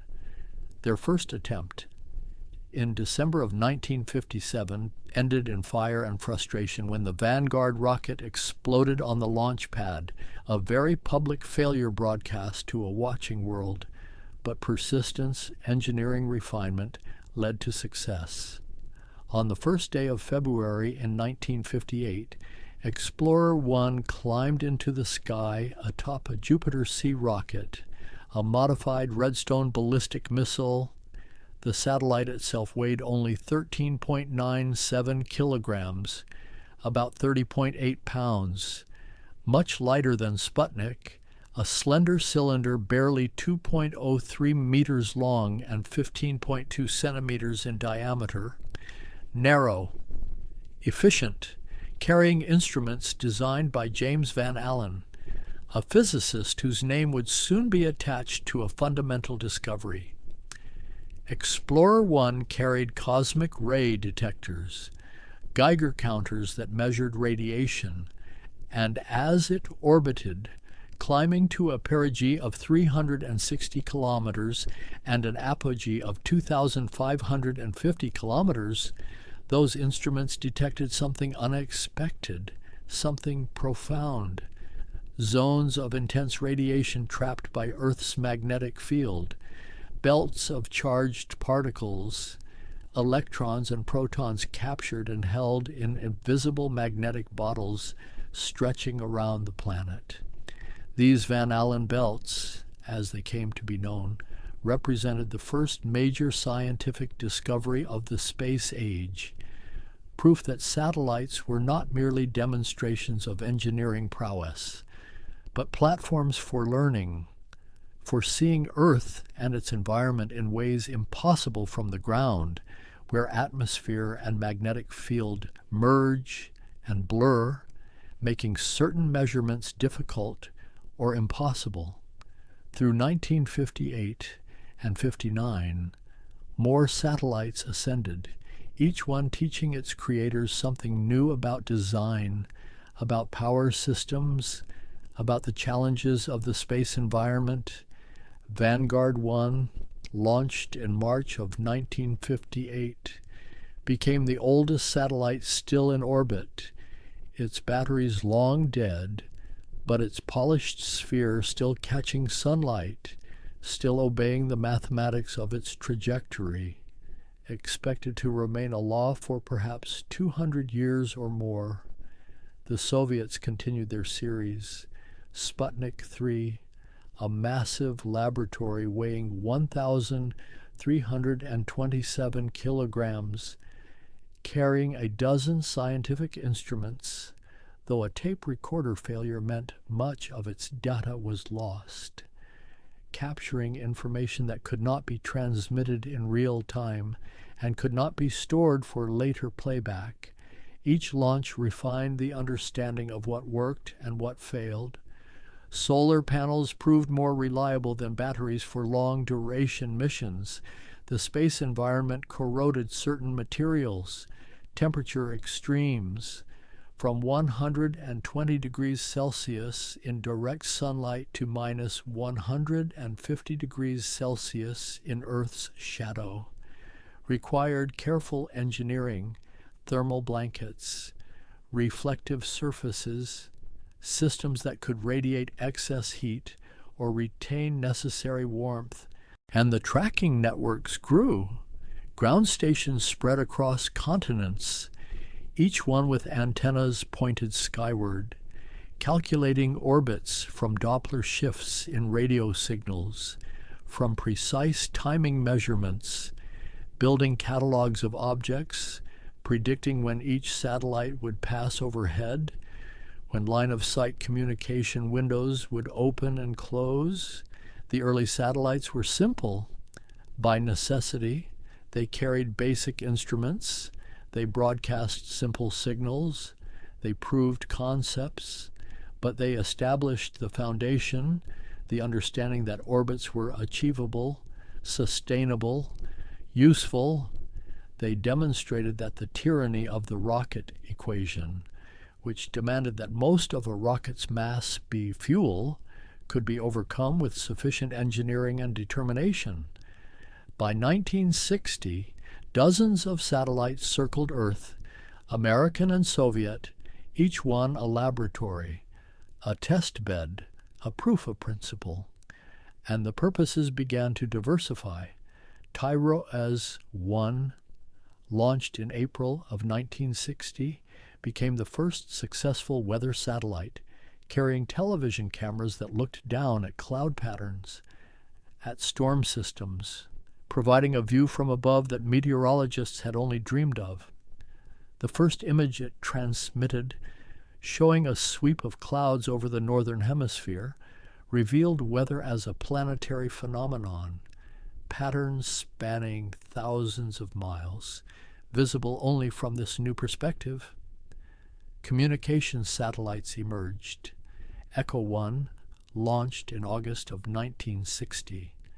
A large balloon, 30.5 meters in diameter, when inflated in orbit, coated with aluminum, serving as a passive reflector for radio signals. A signal beamed from one ground station would bounce off Echo's surface and could be received elsewhere, demonstrating that space could serve as a relay point, a mirror in the sky, though passive systems proved less efficient than active repeaters would soon become. And reconnaissance satellites, though their existence was classified, their purposes obscured, began their silent watch, carrying cameras with resolution sufficient to identify objects on the ground, providing intelligence that could be gathered without violating airspace, without risking pilots. The details of these early spy satellites would remain secret for decades, but their influence on policy and strategy was immediate and profound. The 1960s unfolded, and with each passing year, the populations in orbit grew denser, more specialized, more ambitious in their designs and purposes. What had begun as simple spheres broadcasting beeps evolved into sophisticated platforms, each one engineered for a specific task, a particular measurement, a defined role in the expanding infrastructure of space. Telstar 1 arrived in July of 1962, a collaboration between AT&T and Bell Laboratories, and it changed everything about communication. This was no passive reflector like Echo, but an active repeater, receiving signals beamed up from Earth, amplifying them with onboard electronics powered by solar cells, and retransmitting them back down to a different location. For the first time, live television crossed the Atlantic. Images captured in the United States appeared on screens in Europe with only a fraction of a second delay, the time it took for radio waves to climb to the satellite and descend again. The orbit was elliptical, ranging from 952 kilometers at perigee to 5,633 kilometers at apogee, completing one revolution every 2 hours and 37 minutes. This meant Telstar was only visible from both continents simultaneously for brief windows, 20 minutes or so, per orbit, requiring careful scheduling, precise coordination between ground stations in Andover, Maine, Goonhilly Downs in England, and Plumeur-Bodou in France. Those ground stations themselves were marvels, enormous horn antennas, the one in Andover weighing 340 tons, able to track the satellite as it arced across the sky. Adjusting constantly to maintain the connection, the engineers had to account for Doppler shift, the way the satellite's motion changed the frequency of signals, stretching them as it moved away, compressing them as it approached, like the changing pitch of a passing train's whistle, but measured in megahertz rather than musical notes. And there was another challenge, unexpected, discovered only after launch. The radiation environment of space proved harsher than anticipated, particularly after high-altitude nuclear tests conducted by both the United States and Soviet Union had temporarily intensified the Van Allen belts, filling them with additional charged particles. Telstar's transistors began to fail, degraded by radiation damage, And though engineers could command the satellite to switch to backup systems, the incident drove home a crucial lesson. Space was not empty, not benign, but filled with invisible hazards that could destroy electronics over time. The solution for communication satellites lay in going higher, much higher, to an altitude of 35,786 kilometers above the equator, where the orbital period matched Earth's rotation exactly, 24 hours, creating what appeared from the ground to be a stationary platform, hovering eternally over one spot. This geostationary orbit, predicted decades earlier by science fiction writer Arthur C. Clarke, became the foundation of global telecommunications. SYNCOM-2, launched in July of 1963, achieved the first successful geosynchronous orbit, followed by SYNCOM-3 in August of 1964, positioned over the Pacific Ocean, just in time to relay coverage of the Tokyo Olympics, broadcasting images across vast distances, making global events truly global in their viewership. The mathematics of geostationary orbit were elegant and unforgiving. Too high, and the satellite would drift away from Earth. Too low, and it would lap the planet's rotation, appearing to slide westward across the sky.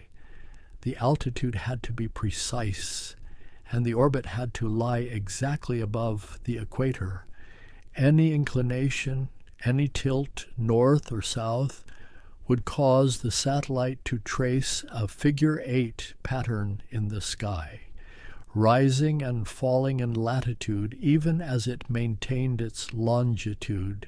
Station keeping, the process of maintaining this precise position, required periodic thruster firings, tiny adjustments to counteract the gravitational influences of the moon and sun, which constantly perturbed the orbit, pulling satellites slightly eastward or westward, slightly northward or southward.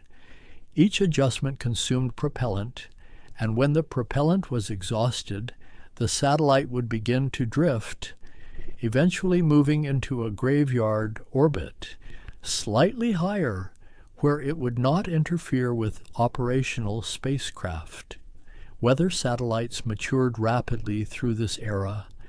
The Tyros series gave way to ESA, the Environmental Science Services Administration satellites, and then to the NOAA series, each generation carrying better cameras, more sophisticated sensors, expanding from visible light imagery to infrared, allowing meteorologists to see cloud formations at night, to measure sea surface temperatures, to track hurricanes from birth to dissipation. Nimbus satellites, a parallel series focused on research rather than operational forecasting, carried instruments that measured atmospheric composition, temperature profiles at different altitudes, radiation budgets, how much energy Earth absorbed from the sun versus how much it radiated back to space. These measurements, accumulated over years, began to reveal patterns, trends, subtle changes in atmospheric chemistry and temperature that would later inform understanding of climate change. The imagery itself, grainy and crude by later standards, nonetheless transformed meteorology from a local science to a global one. Forecasters could see entire storm systems, could watch weather patterns develop over oceans where no ground-based observations existed, could track the jet stream's meandering path. The view from above revealed that weather was not a collection of isolated phenomena, but a connected system, air masses flowing, interacting, governed by pressure gradients and the Coriolis effect. The apparent deflection caused by Earth's rotation, navigation satellites emerged, addressing a problem as old as seafaring, determining position without reference to landmarks, on the Navy Navigation Satellite System, also known as Transit, became operational in 1964, offering ships the ability to fix their position by measuring Doppler shifts in signals from passing satellites. The satellites orbited in a polar constellation crisscrossing the globe, ensuring that at least one would pass overhead every few hours at any location. A ship would receive signals from a transit satellite, measuring how the frequency changed as the satellite approached, passed overhead, and receded, combined with precise knowledge of the satellite's orbit, broadcast in the signal itself, and precise timekeeping. These measurements could determine latitude and longitude to within 200 meters, revolutionary accuracy for the era, though requiring patience, waiting for a satellite pass, remaining relatively stationary during the measurement. Military applications, though often classified, drove much of the innovation. Reconnaissance satellites grew more capable. Film return systems, code-named Corona and Gambit, carried high-resolution cameras and physical film, which would be loaded into re-entry capsules ejected from orbit, caught in mid-air by aircraft trailing specialized equipment. The resolution improved from being able to identify large buildings to being able to count individual vehicles, to reading markings on aircraft, to detecting objects as small as 30 centimeters across. These satellites flew lower than most, at altitudes of 150 to 300 kilometers, where atmospheric drag was significant, limiting mission lifetimes to days or weeks, but allowing closer views, sharper images.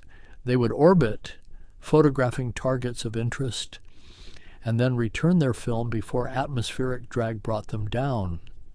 The entire satellite was often expendable, designed for a single mission.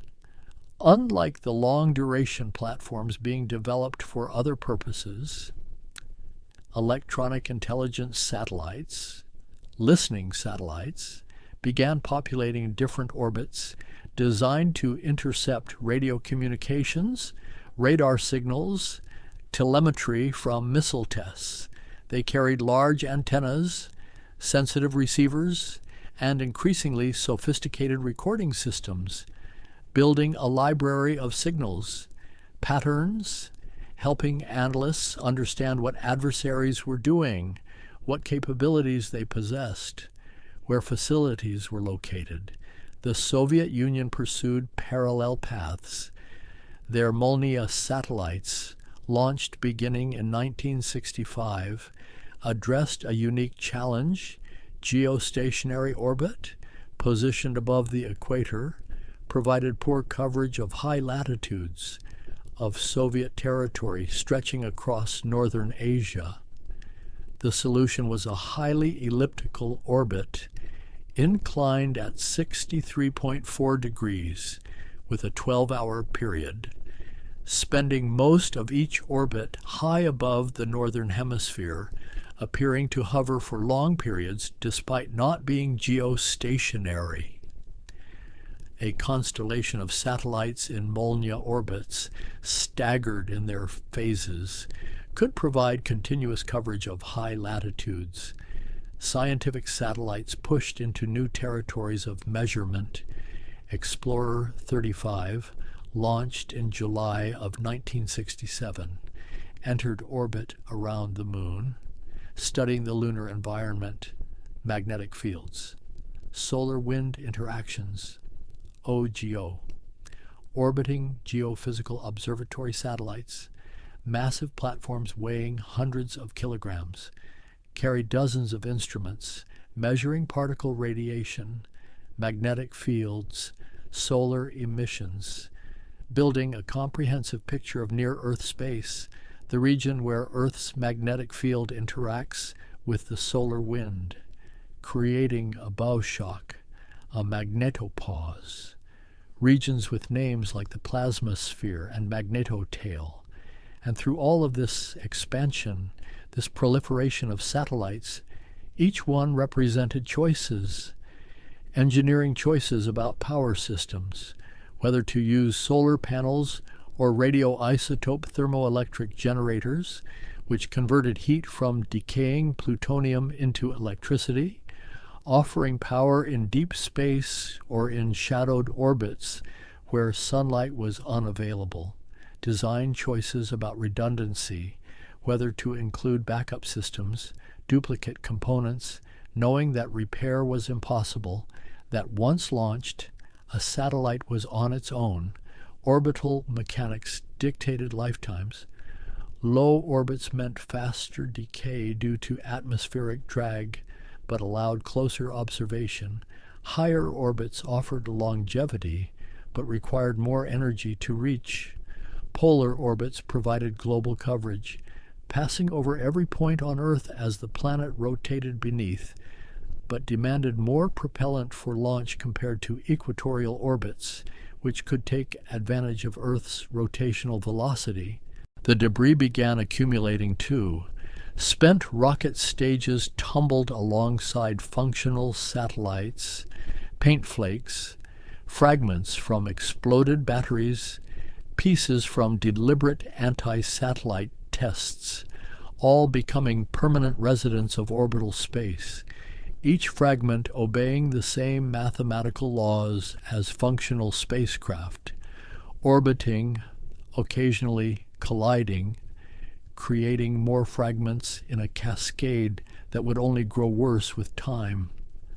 By the time the 1970s arrived, satellites had become infrastructure, woven into the fabric of daily life in ways most people never considered. Weather forecasts relied on imagery from orbit. International phone calls bounced through geostationary repeaters. Ships navigated using transit. Military planners studied reconnaissance images, and scientists analyzed data streams from instruments circling Earth and venturing beyond.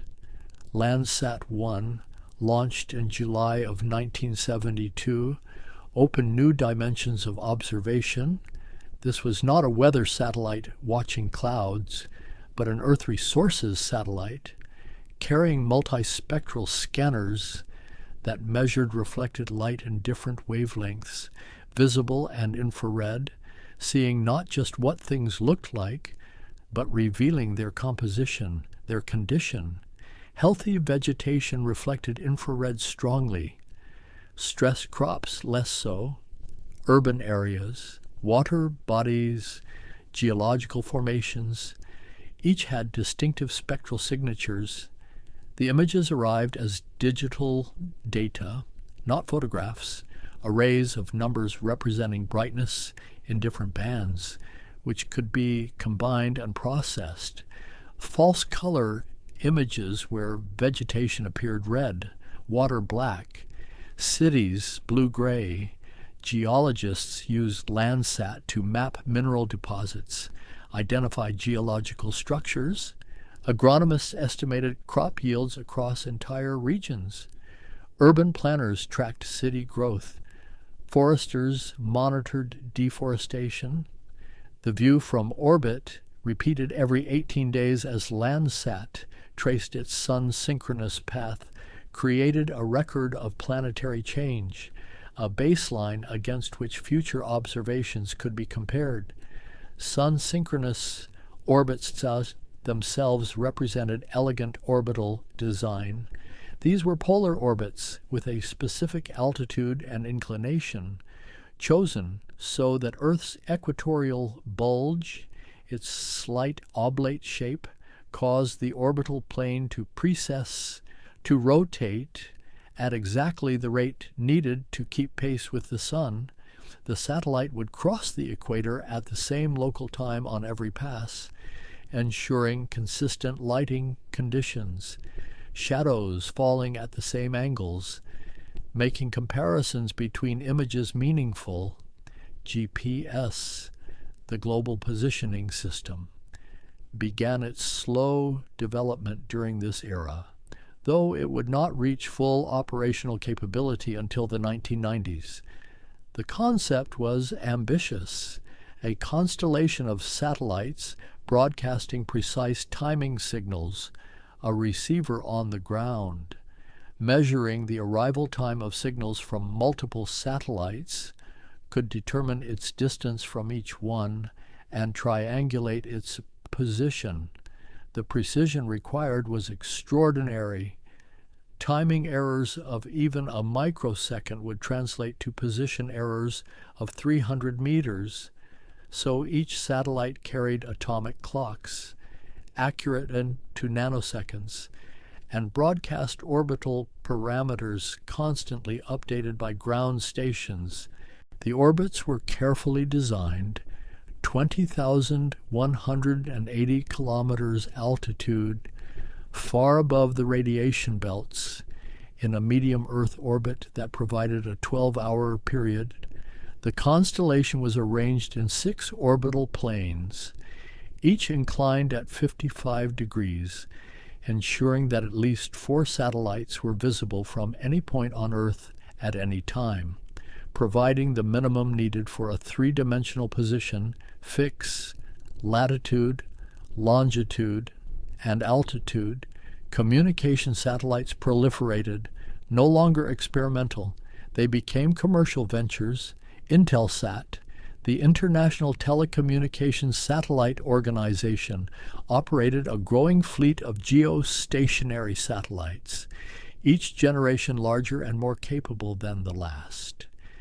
Intelsat 1, nicknamed Early Bird, launched in 1965, could handle 240 telephone circuits or 1 television channel.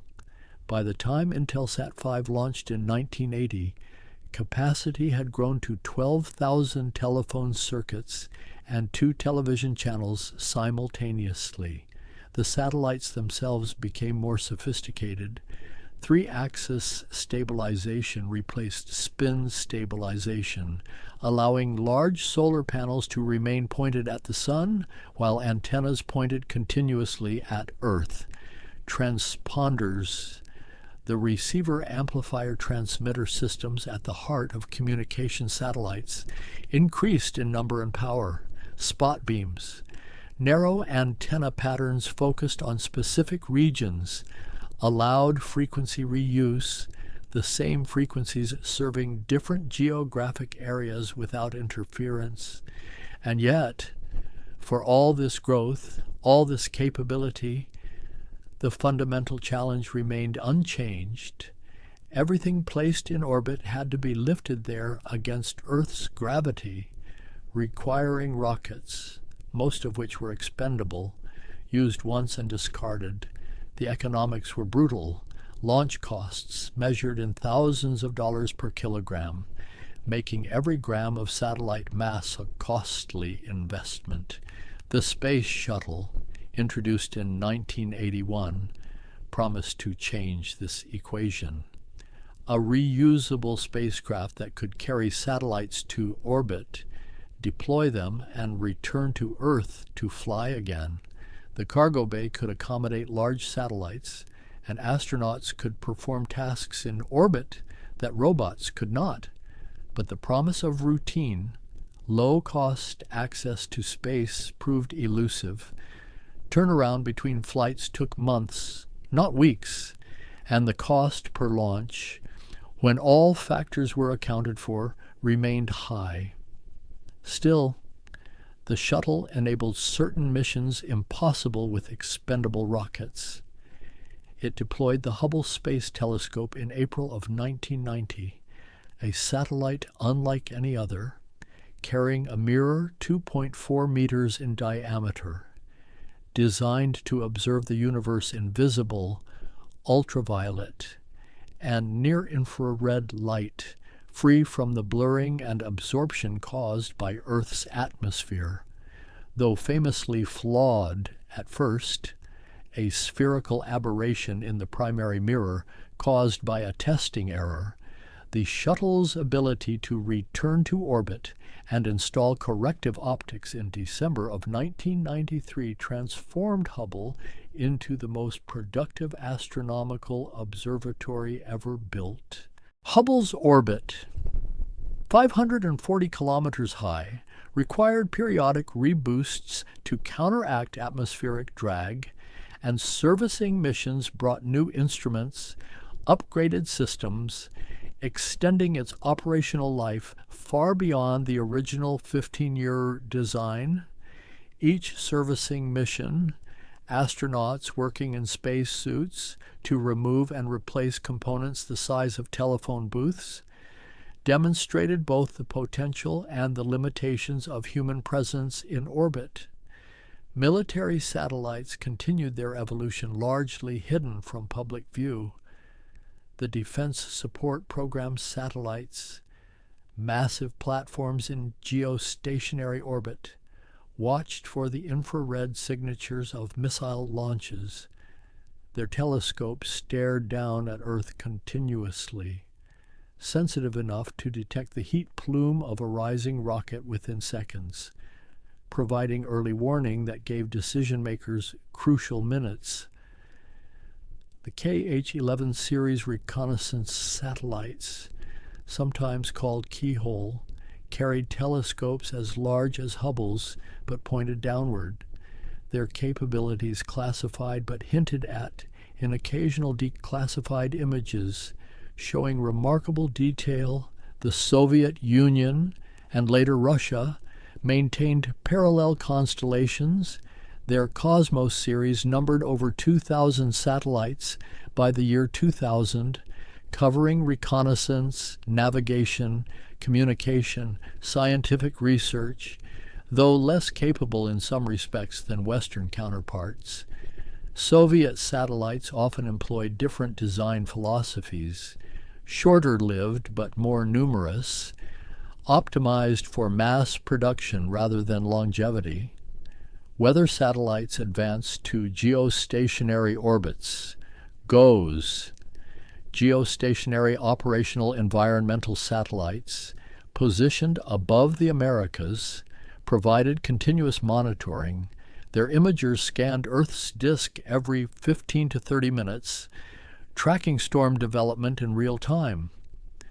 Meteorologists could watch hurricanes evolve, see thunderstorm complexes organize and dissipate, monitor the movement of atmospheric rivers, long plumes of moisture flowing from tropics to mid-latitudes. The data streams grew richer. Sounders measured temperature and humidity profiles through the depth of the atmosphere.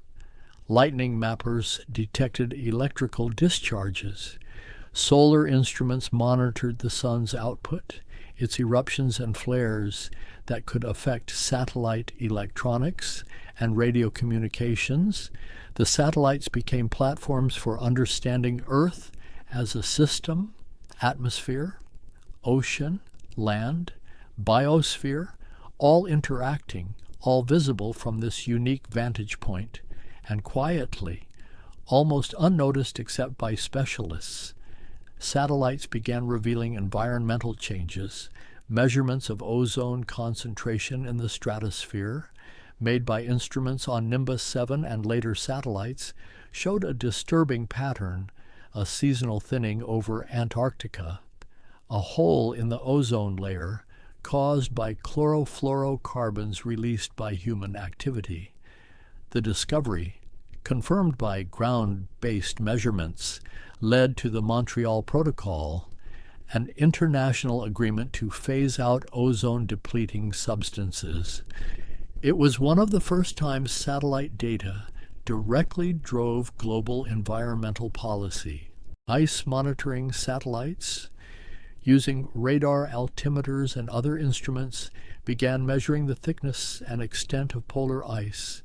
The data accumulated year by year, creating records that would later show ice sheets losing mass, glaciers retreating, sea ice diminishing in extent and thickness. The satellites measured what could not be easily measured from the ground, the vast ice sheets of Greenland and Antarctica, the sea ice covering millions of square kilometers, providing evidence of planetary change that would have been invisible without this orbital perspective. By the 1990s, the population in orbit had grown to thousands of active satellites, plus tens of thousands of tracked debris objects. The space around Earth had become crowded, particularly in certain valuable orbits. Low Earth orbit between 400 and 600 kilometers held many satellites. Sun-synchronous orbits at similar altitudes attracted Earth observation platforms. Geostationary orbit, a thin ring 35,000 kilometers up, hosted hundreds of satellites, each requiring careful positioning to avoid interference with neighbors. International cooperation expanded. The International Space Station, assembled beginning in 1998, became the largest satellite ever built, though calling it simply a satellite understates its complexity. A crewed laboratory orbiting at 400 kilometers altitude, hosting astronauts and cosmonauts continuously, conducting research impossible on Earth's surface, studying how materials behave in microgravity, how flames burn without convection, how plants grow without a defined up or down. Commercial space began its slow emergence. Companies launched constellations for communication, for Earth imaging, for internet connectivity. The business models evolved from pure government funding to mixed public-private partnerships to fully commercial ventures. Launch costs began to decline as new providers entered the market, as reusable rockets, pioneered by SpaceX with the Falcon 9, demonstrated economic viability.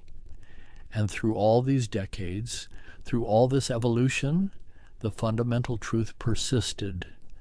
Satellites were machines in an unforgiving environment subject to radiation, micrometeorite impacts, thermal stress, vacuum welding, atomic oxygen erosion in low orbits.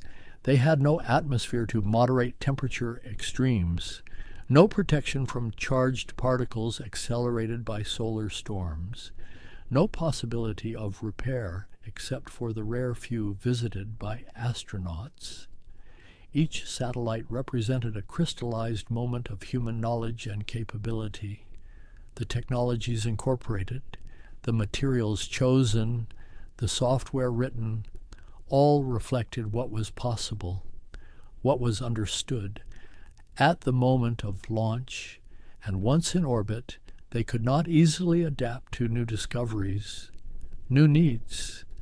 They were frozen, operating according to designs made years earlier, carrying out missions planned before their rockets ignited. Yet they endured. Many satellites operated far beyond their design lifetimes. Components proved more robust than specifications required.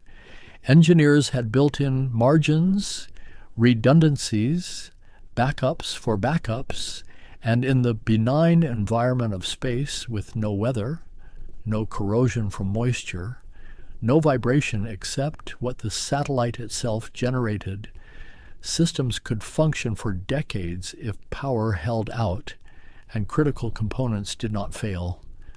And so we arrive at something profound, something that reveals itself only when we step back and consider the whole. This population of machines circling endlessly above us, each one a testament not just to engineering, but to a particular way of seeing, of thinking, of understanding our place in the cosmos.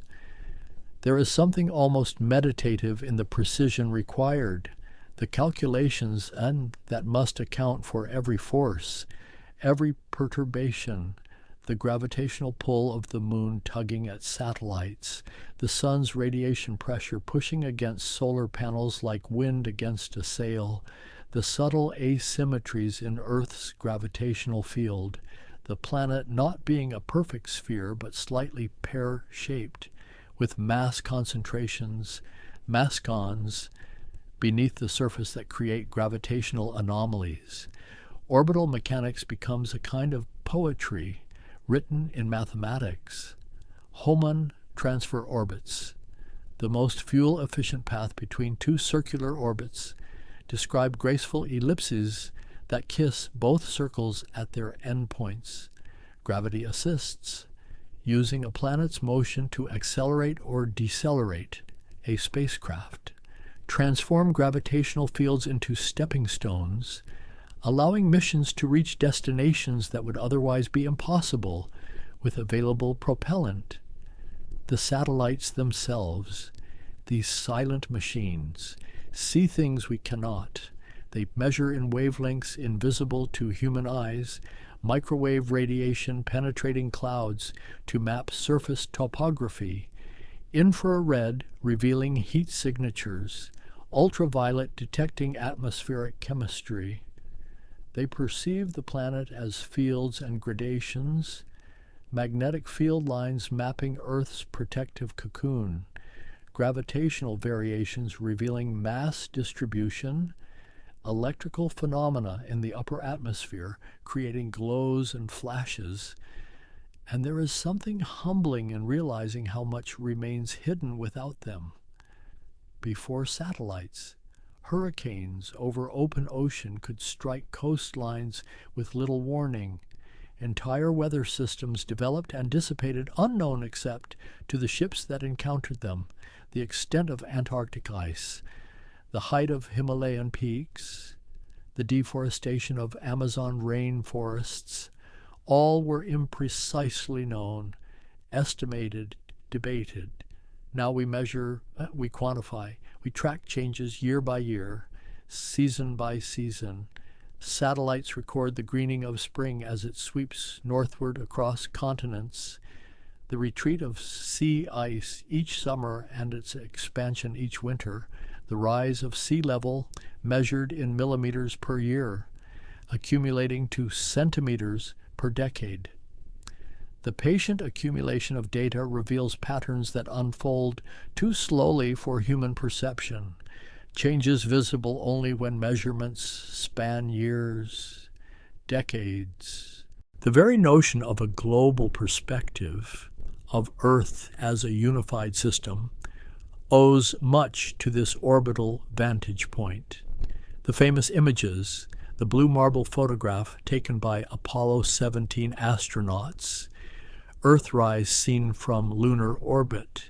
These were not from satellites, but from human missions beyond Earth orbit. Yet they awakened something, a recognition that the planet is bounded, finite, a closed system floating in vacuum. Satellites reinforce this understanding because their instruments measure inputs and outputs, solar radiation arriving, terrestrial radiation departing, the energy balance that determines climate, the carbon cycle that moves atoms between atmosphere, ocean, biosphere, rock, the water cycle that lifts moisture from oceans and deposits it as rain and snow, all become visible as interconnected flows, as systems that can be modeled, predicted, understood in new ways. And yet, for all this capability, all this reach, satellites remain fundamentally limited. They see surfaces, not depths. They detect what radiates or reflects, not what lies hidden beneath ocean waves or soil. They measure what changes rapidly enough to be detected, not the slow creep of geological processes. They are tools, immensely capable tools, but still bound by the physics of their sensors, the resolution of their optics, the sensitivity of their receivers. There is also fragility here, rarely acknowledged. The satellites depend on ground infrastructure, tracking stations, command centers, personnel monitoring telemetry, analyzing data. A satellite cut off from ground contact becomes orphaned, unable to receive new instructions, limited to executing whatever autonomous programming it carries. Some satellites, the old ones, lacked sophisticated onboard computers, required constant guidance from Earth, while newer platforms, more autonomous, could still operate for days or weeks without contact. They too eventually need human intervention, and the orbits themselves, though stable for years or decades, are not permanent. Low Earth orbit satellites constantly battle atmospheric drag. Thin wisps of air at 400 kilometers altitude, thinner still at 600, but present nonetheless. Each passage through the atmosphere, even at these altitudes, creates friction, robs energy, lowers the orbit slightly, without periodic reboosts, without thrusters firing to restore altitude. Even the International Space Station would eventually spiral down, would fall, would burn.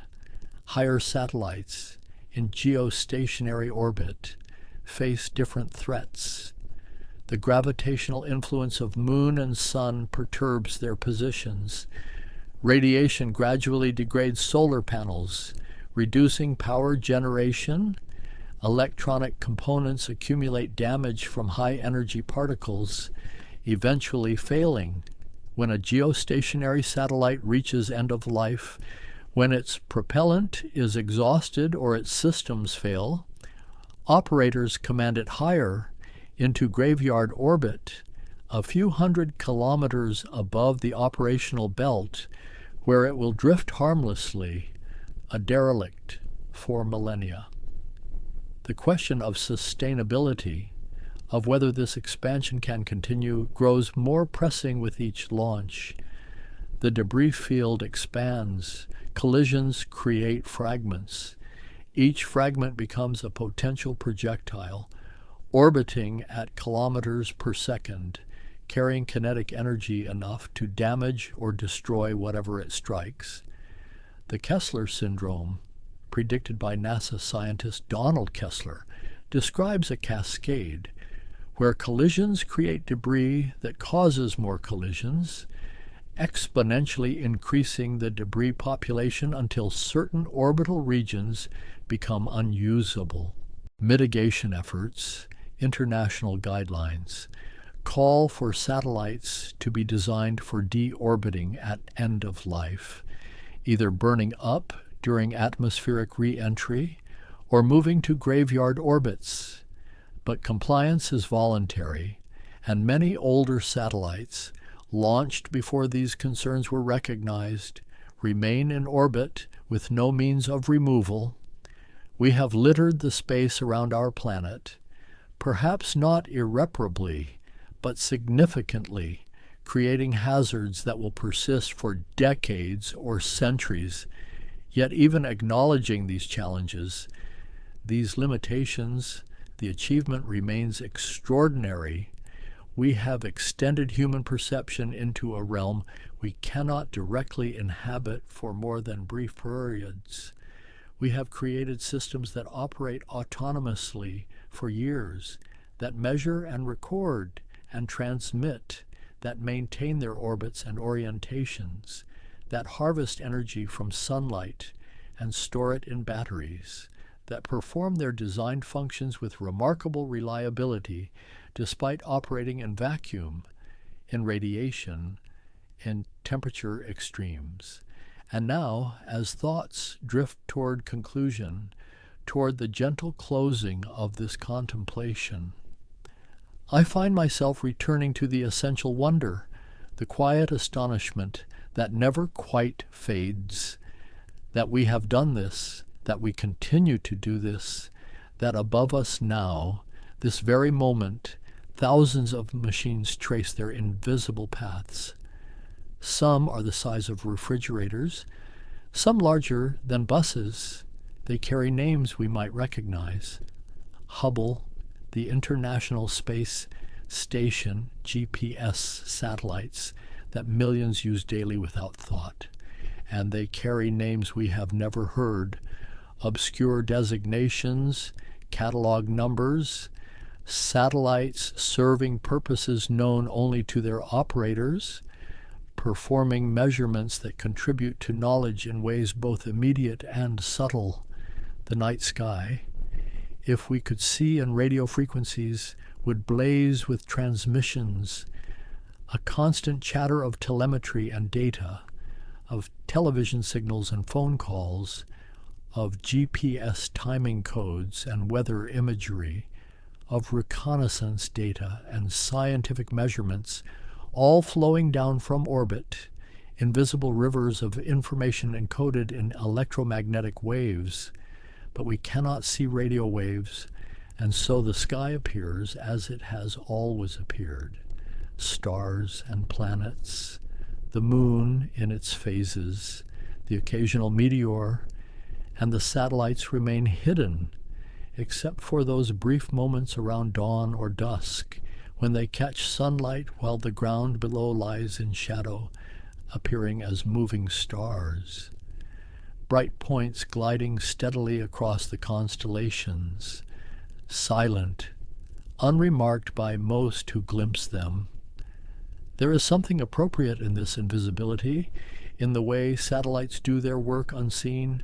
They are not monuments, not spectacles, but instruments, tools, serving purposes both mundane and profound. They help us navigate, communicate, understand weather and climate, observe the universe beyond Earth. They have become woven into the infrastructure of modern civilization so thoroughly that their absence would be immediately, dramatically felt. Imagine a world without satellites, without GPS, without satellite communications, without weather forecasting based on orbital observations, without the early warning systems that watch for missile launches and natural disasters. The gap would be enormous, unbridgeable with ground-based technology alone. We have become dependent, perhaps unwisely so, on this infrastructure floating above us, vulnerable to solar storms, to debris impacts, to the eventual decay of orbits. But for now, tonight, they continue their rounds, each one following the mathematics of its particular trajectory, each one powered by sunlight converted to electricity, each one transmitting its signals earthward. They ask nothing, they complain of nothing, they simply persist, operating according to their programming until power fails or components break or propellant exhausts, and in their persistence, in their patient circling, there is something that speaks to human aspiration, to the desire to reach beyond immediate grasp, to see farther, to know more, to extend capability beyond the limits of flesh and atmosphere.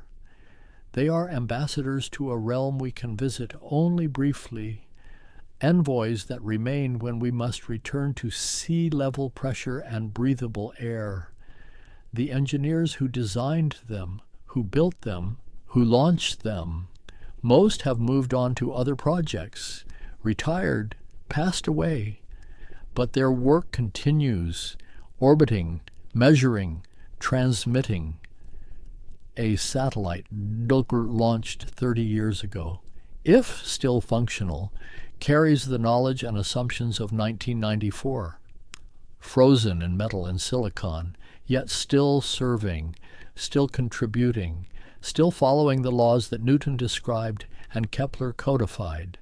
As I consider this, as these thoughts settle into quieter patterns, I find myself grateful for the long view they provide, the perspective that shows Earth whole, bounded, beautiful and fragile, spinning through space with its thin envelope of air, its oceans and continents, its cities glowing at night like constellations. We are a planet that watches itself, that measures itself, that seeks to understand the systems that sustain it, and the satellites, these patient watchers, these silent travelers, continue their endless falling around the curve of the world, neither rising nor descending, but tracing their paths through the darkness, through the light, through the radiation and vacuum.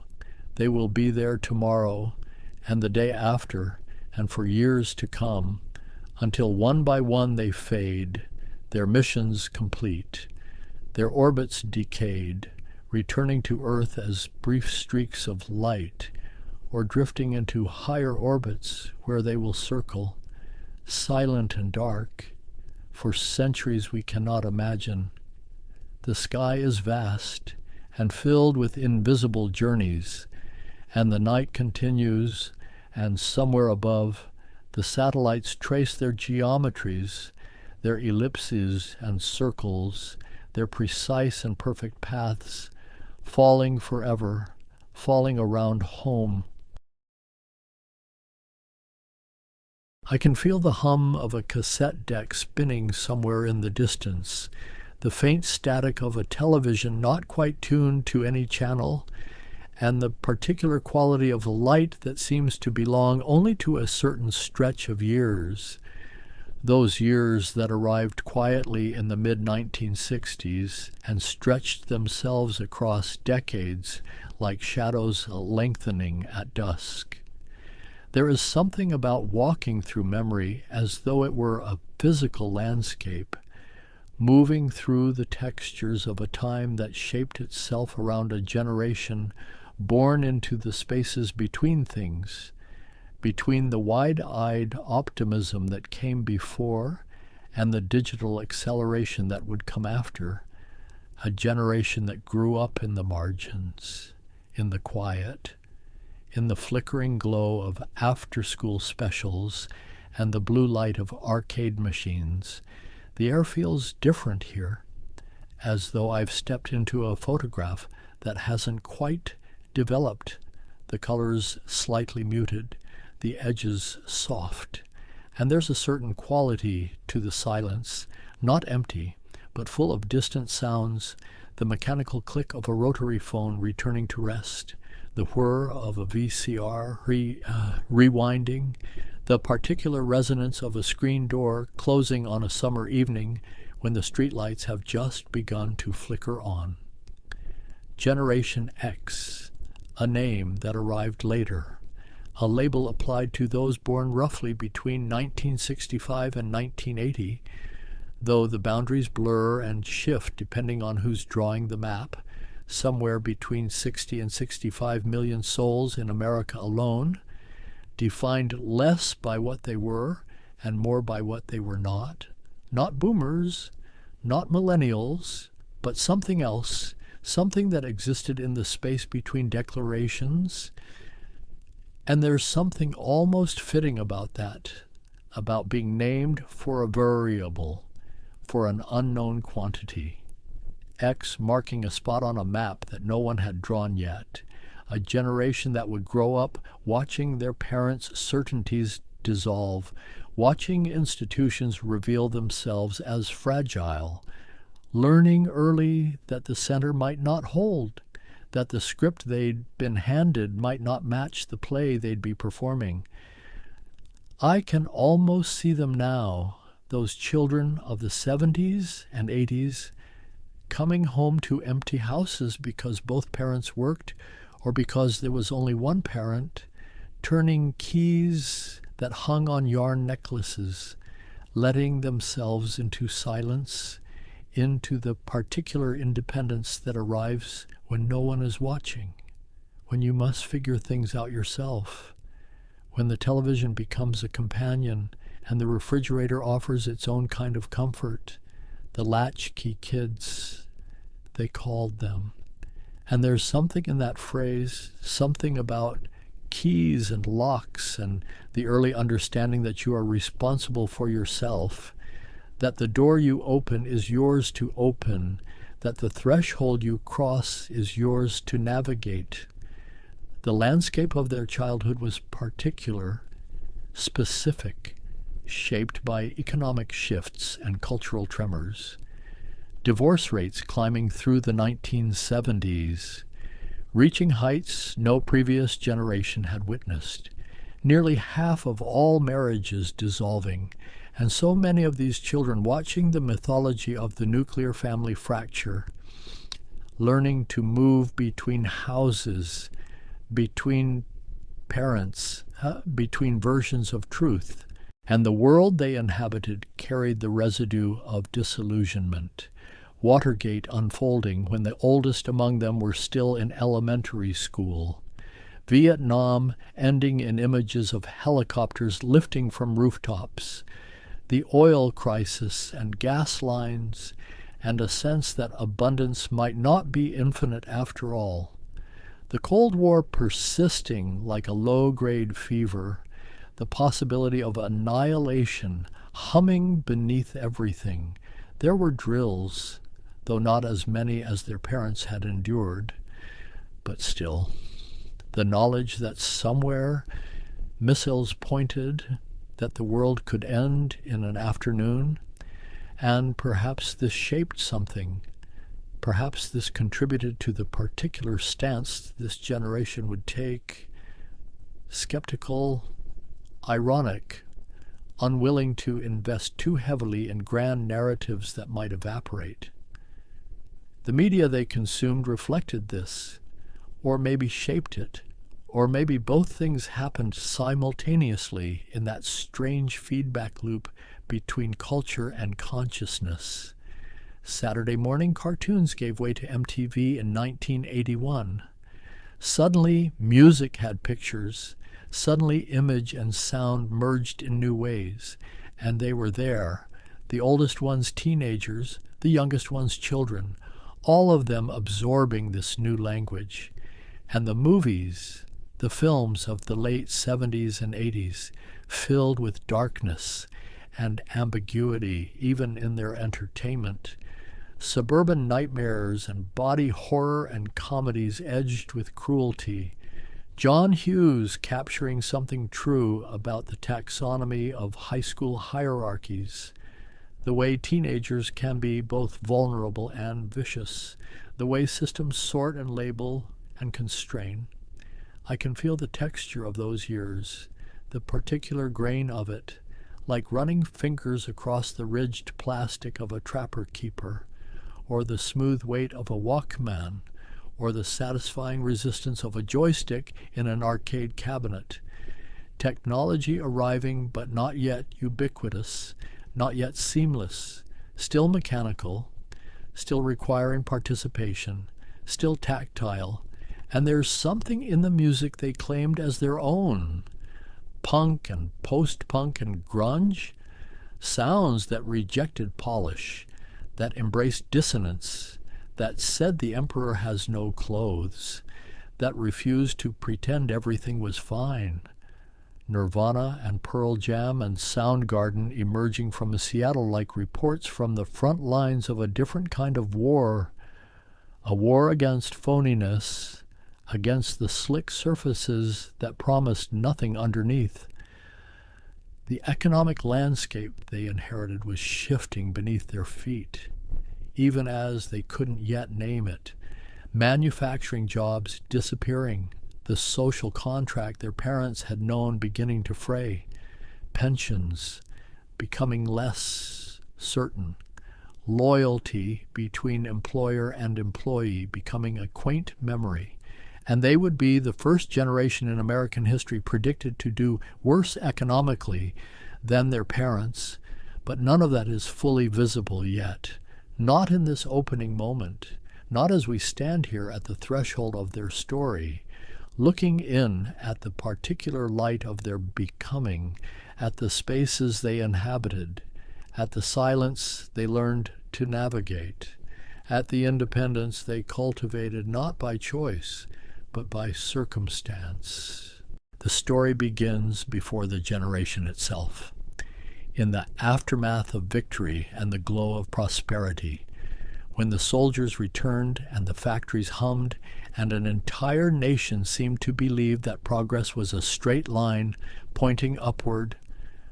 The baby boom arrived like a population explosion, like a demographic tidal wave. 76 million births between 1946 and 1964. A generation so large it would warp every institution it passed through like a planet-bending space-time. And in the shadow of that boom, in the quiet that followed, the birth rates began to fall, dropping steadily through the 1960s and into the 70s, smaller families becoming the norm, contraception becoming widely available after the pill's approval in 1960, abortion legalized in 1973, women entering the workforce in unprecedented numbers, the whole architecture of American family life shifting. So the children born into this new landscape arrived into something different, into families with 1 or 2 children instead of 4 or 5, into homes where both parents often worked, into a culture that had grown uncertain about its own mythology. They were born as the counterculture peaked and then dissolved, as Woodstock gave way to Altamont, as the dream of the 1960s curdled into the hangover of the 70s. The oldest of them, those born in the mid-1960s, arrived during the escalation of Vietnam, during the height of the civil rights movement, during the British invasion and the folk revival. But they were too young to remember these things directly. They would know them only as history, as stories told, as footage replayed, always arriving just after the moment had passed. And perhaps this is where the sensibility begins, in this position of being just slightly too late, of inheriting a world that had already happened, that had already made its crucial choices. Their parents had Woodstock and the March on Washington and the moon landing, and they had the aftermath, the consequences, the world those events had created, the economic conditions of their birth years tell one kind of story. The post-war boom that had lifted the boomers was already fading by the time Generation X arrived. The oil crisis of 1973 shocked a nation accustomed to abundance. Gas lines formed, prices rose. The assumption of endless growth began to wobble. Stagflation set in, that peculiar condition where prices rise but the economy stagnates, where everything costs more but opportunities contract. Their early childhood unfolded against this backdrop.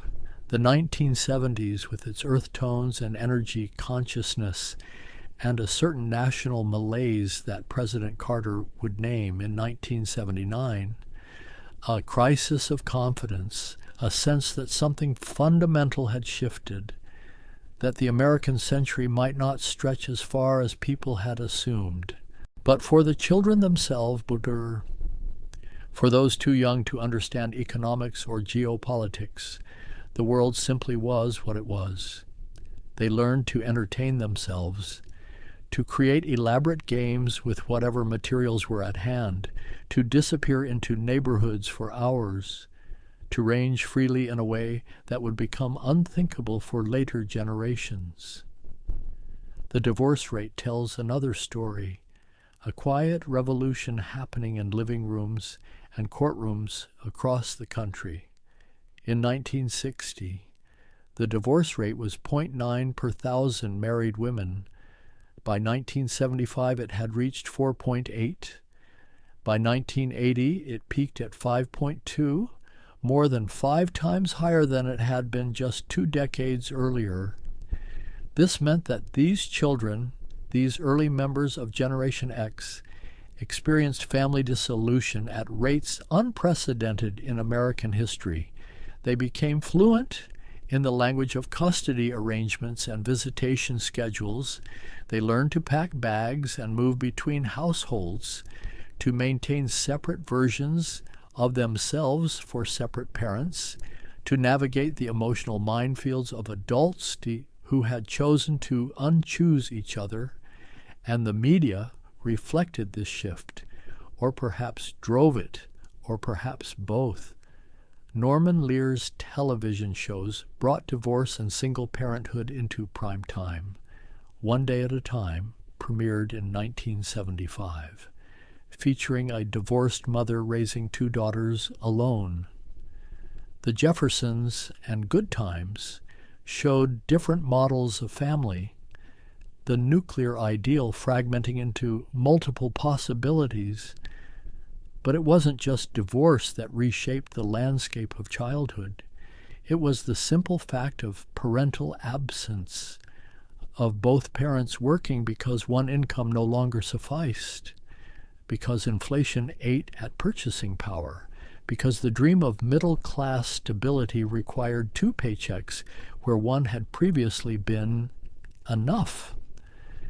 The term latchkey kid entered the popular vocabulary in the early 1980s, though the phenomenon had been building throughout the 70s. Children as young as 6 or 7 letting themselves into empty homes, microwaving their own dinners, doing homework without supervision, learning self-sufficiency not as a character-building exercise but as a simple necessity.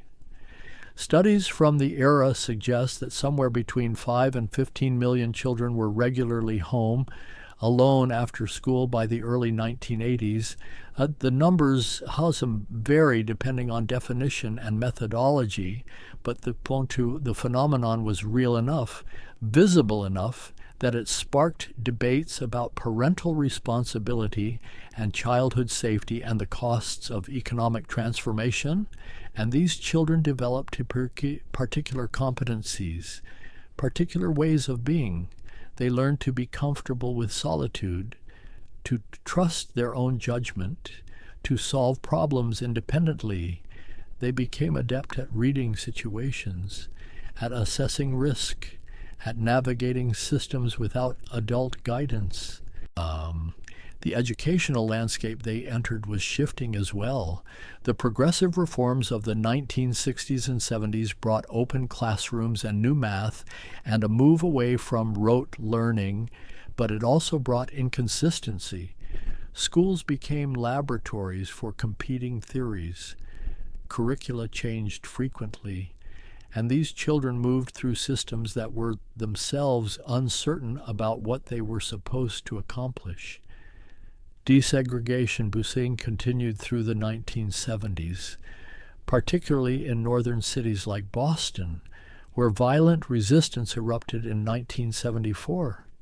These children attended schools that were battlegrounds for larger social conflicts, places where the unfinished business of civil rights played out in hallways and classrooms. And then there was the specter of violence.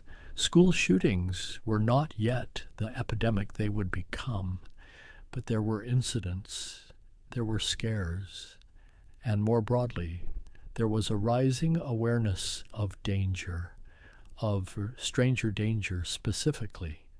The face on the milk carton became a fixture of breakfast tables in the early 1980s, missing children staring out from waxed cardboard. Though the actual rate of stranger abduction remained statistically tiny, but the perception mattered, the feeling that the world had become less safe, that children needed to be warned and protected and taught to be suspicious. And this too shaped the generation, this combination of independence and anxiety, of freedom and fear. The technological landscape of their early years was analog, mechanical, visible. You could see how things worked. A cassette tape was literally the music, wound on spools. A record was grooves that a needle traced. A television had tubes that glowed. A telephone had a cord that connected you physically to the conversation. Video games arrived, but they were public, social. You went to an arcade. You stood in line. You watched other players. You learned by observation. Space Invaders in 1978, Pac-Man in 1980, Donkey Kong in 1981, each one a phenomenon, each one a gathering place. A quarter bought you a few minutes of play and entry into a subculture. Home computers began to appear. The Commodore 64 launched in 1982, selling millions of units. Suddenly, programming was something a kid could do, sitting in a bedroom, typing commands into a beige box connected to a television, making pixels move, creating simple games, learning a new literacy. But this was still niche, still the province of hobbyists and enthusiasts. Most children experienced technology as something separate from daily life, something you encountered at specific times and places, not yet the seamless integration that would define later eras. The music of their childhood, the sounds that played from car radios and bedroom stereos, reflected the fragmentation of culture. Disco and punk emerging simultaneously in the mid-70s, occupying completely different worlds. Disco with its celebration and excess, punk with its rejection and reduction. Both responses to the same moment, but pointing in opposite directions. And by the early 1980s, MTV launched in August of 1981, with the Buggles singing "Video Killed the Radio Star," and suddenly music had a visual language. Suddenly artists needed to think about image as much as sound, and the children of Generation X absorbed this, learned to read music video as a grammar, as a way of telling stories. They were there for the dawn of hip-hop, for the block parties in the Bronx in the mid-70s, where DJs like Kool Herc isolated the break, where MCs began to rhyme over beats, where a culture emerged from the wreckage of urban disinvestment, from communities that had been abandoned and had created something new in the abandonment. The Cold War provided the constant background radiation of their childhood. Détente in the early 70s, giving way to renewed tension in the late 70s and early 80s. The Soviet invasion of Afghanistan in 1979, the election of Reagan in 1980, bringing a harder line, a military buildup, rhetoric about the evil empire. These children grew up knowing, in some abstract way, that missiles pointed at them, that cities had targets painted on them. The television movie The Day After aired in November of 1983, showing the aftermath of nuclear war, and 100 million people watched, including countless children who absorbed images of radiation sickness and social collapse. But alongside the apocalyptic anxiety, there was also a strange normalization. The threat became background, became something you lived with rather than something you actively feared. These children practiced duck and cover drills less than their parents had, but they knew the symbols. They understood the stakes, and perhaps it contributed to a certain fatalism, a sense that the future was uncertain, that planning too far ahead might be pointless. The environmental consciousness that emerged in the 1970s shaped their early education.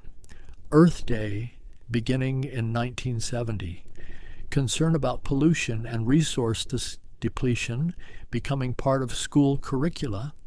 They learned about endangered species and acid rain and the ozone layer. They learned that human activity had consequences, that the world was fragile, and they learned it during a time when manufacturing jobs were beginning to disappear, when the Rust Belt was beginning to rust, when factories that had employed thousands were closing, when entire communities built around industries found those industries relocating or automating or simply vanishing, the older members of Generation X, those born in the mid to late 1960s, have vague memories of the bicentennial in 1976, of red, white, and blue everywhere, of tall ships and fireworks, of a nation trying to celebrate itself even as it remained uncertain about its direction, trying to find continuity with its founding even as so much seemed to be changing. And as the 1970s gave way to the 1980s, as these children moved from early childhood into their school years, the landscape continued to shift beneath them. Reagan's election in 1980 brought a new tone, a new optimism that felt forced to some, that felt like a rejection of nuance. Morning in America, the slogan would say, but for many of these children, for many of their families, mourning felt more complicated than that. The schools they attended in the 1980s carried the weight of competing philosophies. Standardized testing was increasing. The Nation at Risk report arrived in 1983, declaring that American education was failing, that mediocrity threatened the nation's future. And so the reforms began. More testing, more accountability, more pressure on teachers and students alike to perform, to measure up, to prove their worth through numbers. But these children, these young members of Generation X, were also experiencing education in other ways, through after-school specials that taught lessons about drugs and peer pressure and stranger danger, through PBS programming like 321 Contact and Square One TV that made science and math feel accessible, through Reading Rainbow, where LeVar Burton invited them to explore books and ideas. The library became a refuge for many, a place of quiet and possibility. Card catalogs still filled drawers. The Dewey Decimal System still organized knowledge into numbered categories. Librarians still stamped due dates onto cards tucked into pockets, and children learned to navigate these systems, to follow chains of research from one book to another, to lose themselves in encyclopedias. The Scholastic Book Fair arrived at schools with its spinner racks of paperbacks, its posters and bookmarks, and that particular smell of new books. And for a few days, the library or cafeteria transformed into a marketplace of stories. Choose your own adventure books, promising agency. R.L. Stein's Fear Street, and later Goosebumps, providing safe scares. Judy Blume telling truths about bodies and feelings that adults often avoided. Recess and lunch hours had their own complex social ecosystems. Playgrounds were sites of negotiation and hierarchy. Tetherball and foursquare and kickball games with rules that varied by region and school. Trading happening constantly. Baseball cards and stickers and garbage pail kids. Small economies of desire and exchange. The older students, those entering adolescence in the mid to late 80s, encountered a particular cultural moment, the rise of the mall as social space, as the place you went not necessarily to buy, but to see and be seen, to walk in loops past the same stores, to linger in the arcade or the food court, to establish identity through proximity and association. Brand consciousness intensified during this period. Suddenly, the labels mattered. The right jeans, the right shoes, Jordache and Gloria Vanderbilt and Calvin Klein for denim, Nike and Reebok for sneakers, and the hierarchies were brutal. Who could afford what? Who wore the knockoffs? Who showed up in the wrong thing and paid the social price? John Hughes' films captured something true about this moment. 16 Candles in 1984, The Breakfast Club in 1985, Pretty in Pink in 1986, showing teenagers as complex beings, showing the cruelty of high school castes, showing class divisions and the pain of not belonging. And these films became mirrors, became ways of understanding experience, became shared reference points. The music was fragmenting further. MTV, now fully established, playing new wave and post-punk and hair metal and the emerging sounds of hip-hop. Michael Jackson's Thriller in 1982 becoming the best-selling album of all time. The video, a short film, a production, Madonna constantly reinventing herself, Prince blurring every boundary, and underneath, in the underground, punk was evolving into hardcore, into alternative rock. College radio stations became crucial, places where you could hear things that would never make it onto commercial radio. The Smiths and The Cure and R.E.M. and Sonic Youth, sounds that felt different, that felt like they were speaking to something the mainstream missed. And teenagers with cassette decks learned to record, to make mixtapes, to curate their own soundtracks. The AIDS crisis emerged in the early 1980s, first as a mysterious illness affecting gay men, then as an epidemic, then as a full-blown crisis that the Reagan administration largely ignored. Rock Hudson's death in 1985 made it real to mainstream America. Suddenly, this wasn't a distant problem. It was someone they knew, someone they'd watched on television, and the children of Generation X absorbed this, absorbed the fear and misinformation, absorbed the sex education that became increasingly focused on danger and death, absorbed the understanding that sex could kill you, that desire carried mortal stakes. Just say no became the slogan. For drugs, for sex, for anything that might lead anywhere complicated. DARE programs arrived in schools in the mid-'80s. Police officers teaching children about drug resistance, showing them pictures of marijuana and cocaine and crack, explaining the dangers, using scare tactics, and the children sat through these presentations, absorbing messages about a drug war that was ramping up, that would eventually incarcerate millions, that would devastate communities. The crack epidemic hit urban areas hard in the mid to late 80s, a cheaper form of cocaine flooding neighborhoods. Violence following, the crime rate rising, news coverage focusing on crack babies and super predators, language that dehumanized, that justified increasingly punitive approaches, that treated addiction as moral failure rather than public health crisis.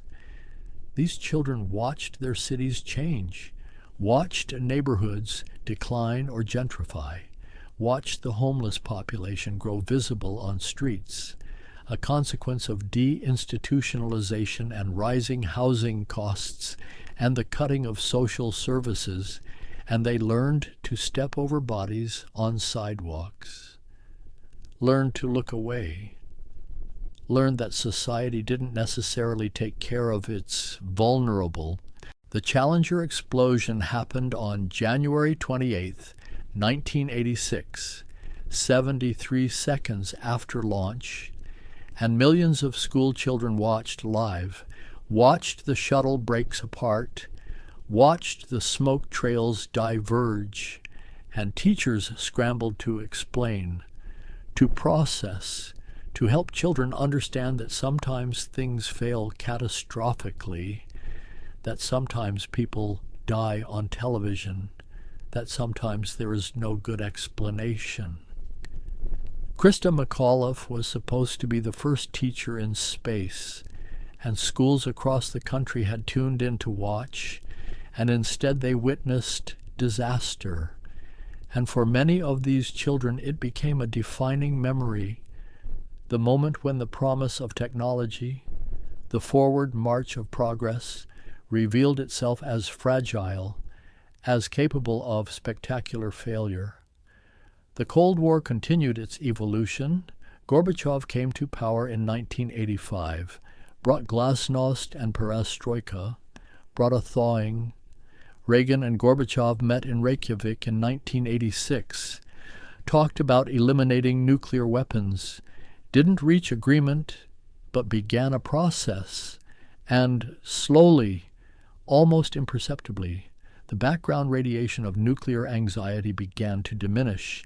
But the culture of the late 80s also brought excess, Wall Street, and corporate raiders, and the celebration of wealth. Michael Douglas in Wall Street declaring that greed is good. Dynasty and Dallas showing lifestyles of impossible luxury, and a growing divide between rich and poor, between those who benefited from Reaganomics and those who didn't. And the children noticed, absorbed the message that money mattered, that winning mattered, that compassion was weakness. Video games were evolving. The Nintendo Entertainment System, launched in North America in 1985, brought gaming into living rooms in a new way. Super Mario Bros. Became iconic. The Legend of Zelda offered adventure and exploration, and children spent hours in pixelated worlds, developing spatial reasoning and problem-solving skills, learning persistence through repeated failure and retry. The satanic panic swept through communities in the mid to late 80s, a moral panic about heavy metal music and role-playing games like Dungeons and Dragons. Accusations that these were gateways to devil worship. Parental advisory labels appeared on albums in 1985 after Tipper Gore and the Parents Music Resource Center pushed for them, and teenagers learned that their music, their games, their culture was suspect, was dangerous in the eyes of adults. The literature they encountered in school often felt disconnected from their lives. Classics chosen for their canonical status rather than their relevance, but some teachers were beginning to incorporate young adult literature. S.E. Hinton's The Outsiders, resonating with its themes of class conflict and alienation. Robert Cormier's The Chocolate War, showing institutional corruption and the cost of resistance. And outside of school, they were reading, consuming stories in multiple formats. Comic books were experiencing a renaissance. Watchmen and The Dark Knight Returns both arrived in 1986, showing that the medium could handle complexity and darkness, that superheroes could be examined critically, deconstructed, revealed as problematic. The television landscape was expanding, cable bringing more channels, more options. Nickelodeon launching in 1979, but really finding its voice in the 80s with shows made specifically for children and teenagers. Not talking down, not sanitizing. MTV providing a constant stream of music and culture. CNN bringing 24-hour news. And so information was increasing. Access was expanding, but it was still bounded, still limited. You couldn't look something up instantly. You had to go to a library or wait for a program to air or ask someone who might know.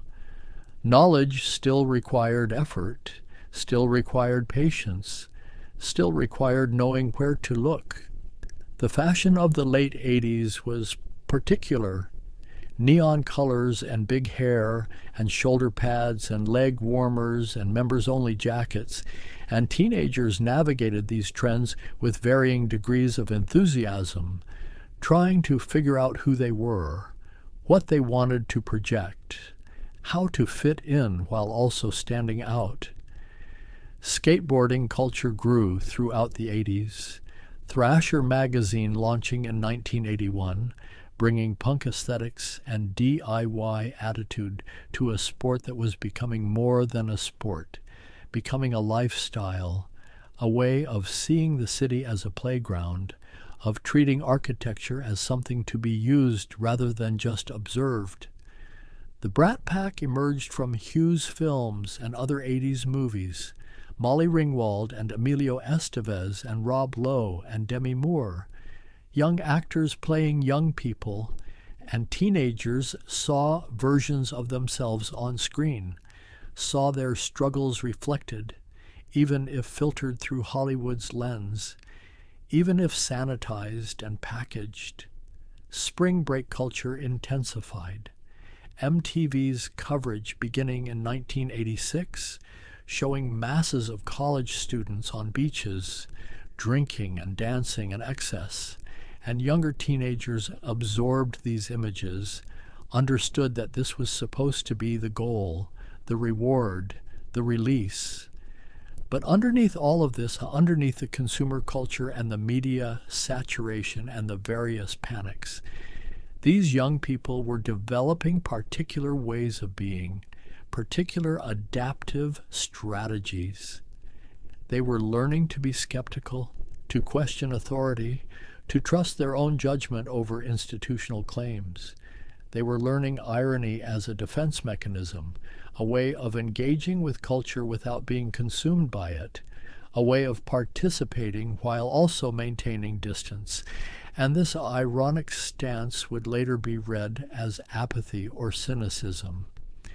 But perhaps it was simply armor, simply a way of protecting yourself in a world that had proven itself unreliable.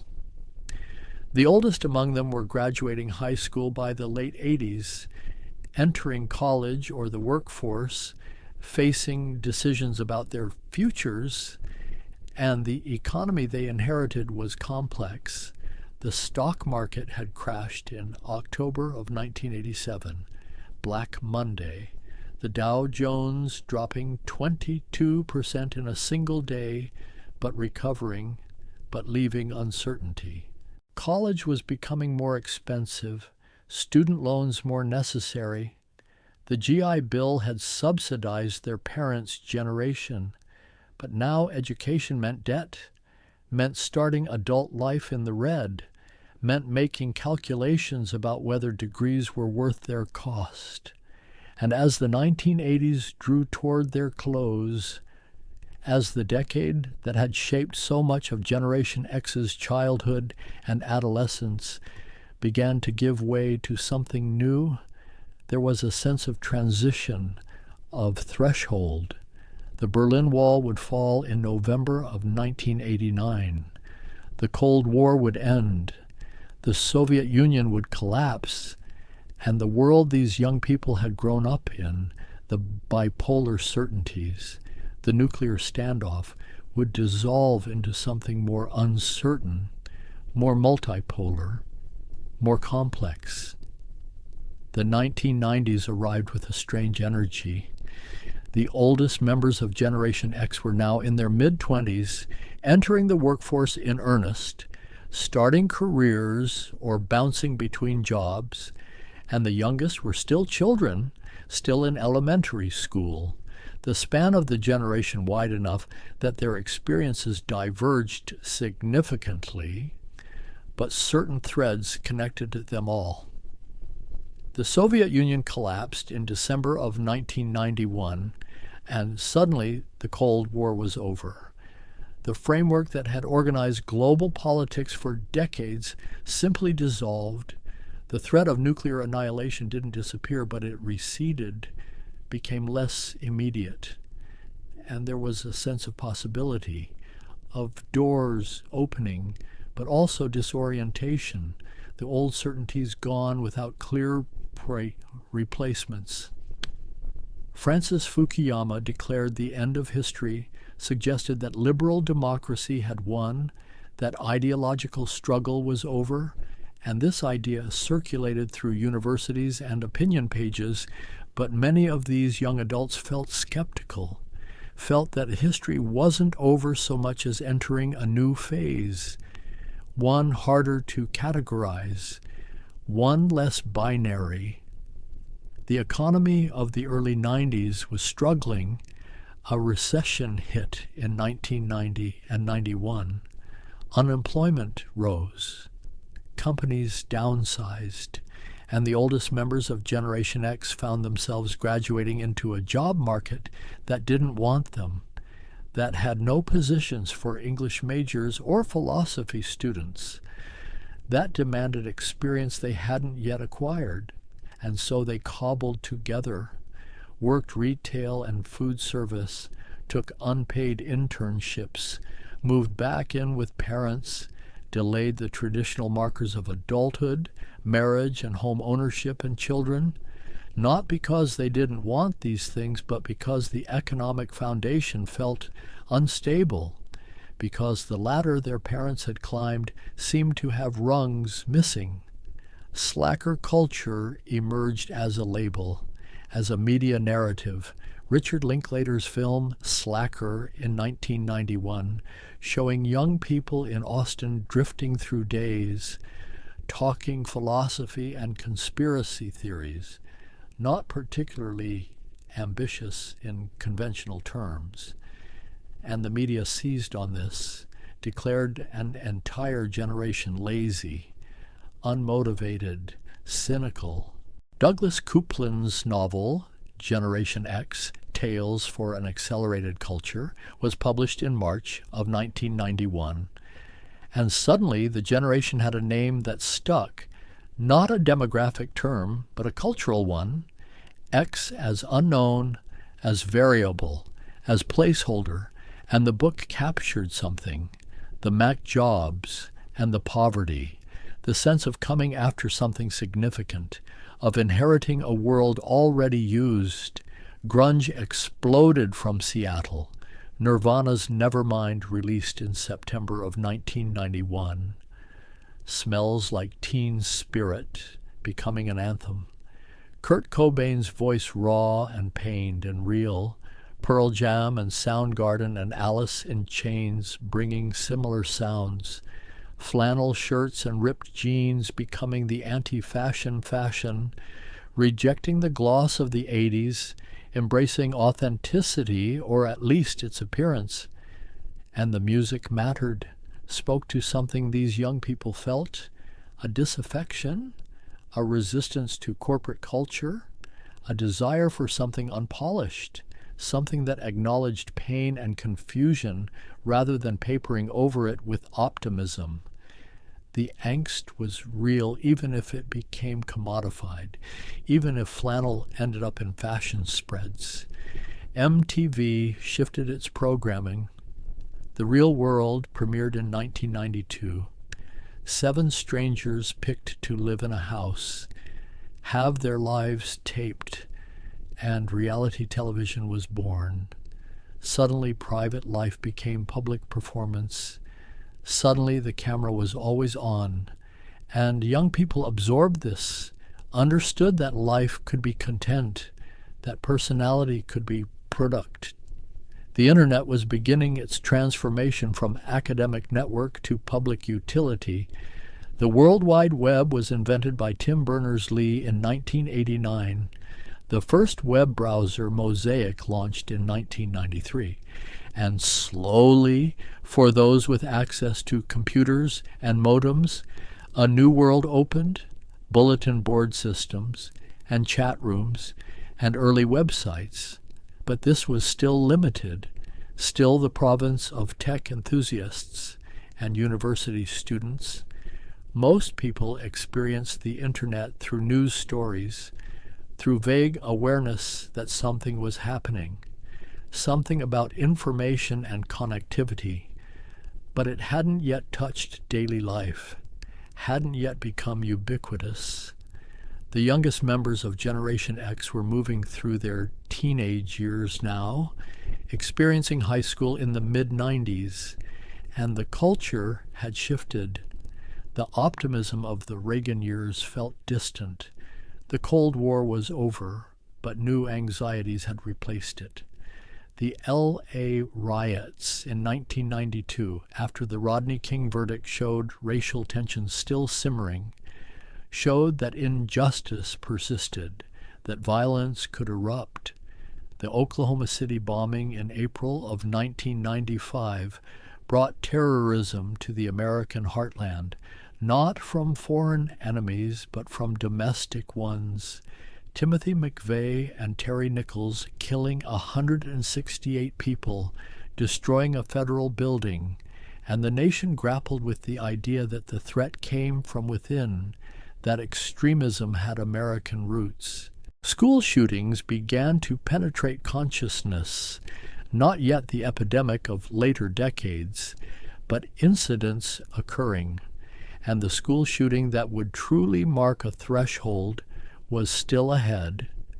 Columbine would come in April of 1999, but already the sense of schools as vulnerable spaces was building, metal detectors appearing, zero-tolerance policies implementing, the culture wars continued, battles over political correctness on college campuses, debates about multiculturalism and canon formation, conservative critics claiming that traditional values were under assault, progressive voices pushing for inclusion and recognition of previously marginalized perspectives, and Generation X students found themselves navigating these debates, often with more nuance than either side wanted. Independent film flourished in the 90s, Sundance becoming important. Filmmakers like Kevin Smith and Richard Linklater and Quentin Tarantino making movies outside the studio system. Clerks in 1994 made for $27,000, showing that you didn't need Hollywood, that you could tell your own stories your own way. Zines proliferated. Photocopied publications made by individuals, distributed through independent bookstores and record shops and mail order. Riot Grrrl emerged from punk scenes. Bikini Kill and Bratmobile bringing feminist politics and raw sound, creating spaces for women and girls in scenes that had been male-dominated, challenging sexism directly, loudly. The technology sector was growing.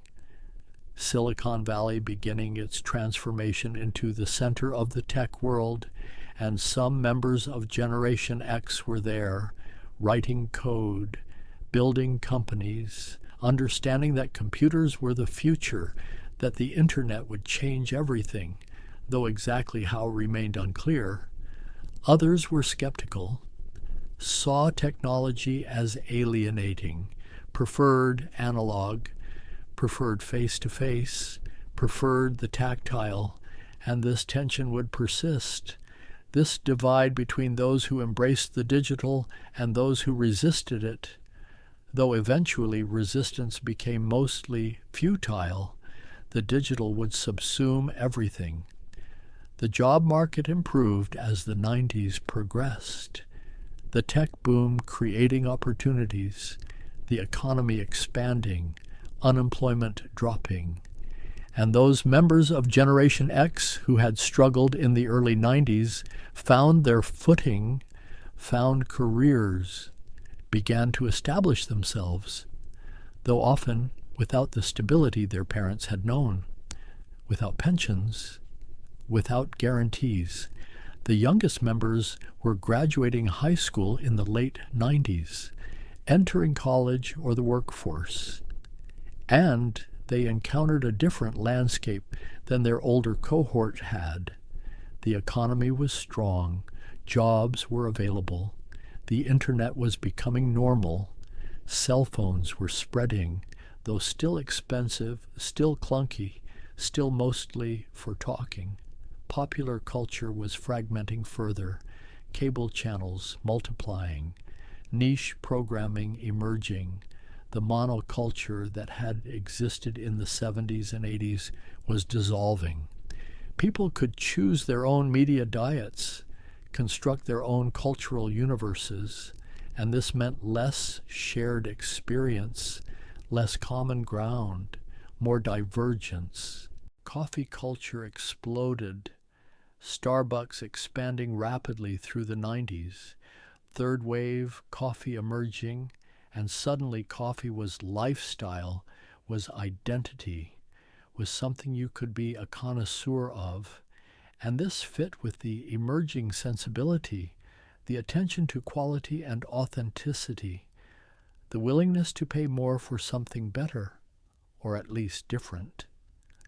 Fashion in the 90s moved through phases, grunge giving way to minimalism, to rave culture, to hip-hop influences, to the late 90s revival of 70s aesthetics.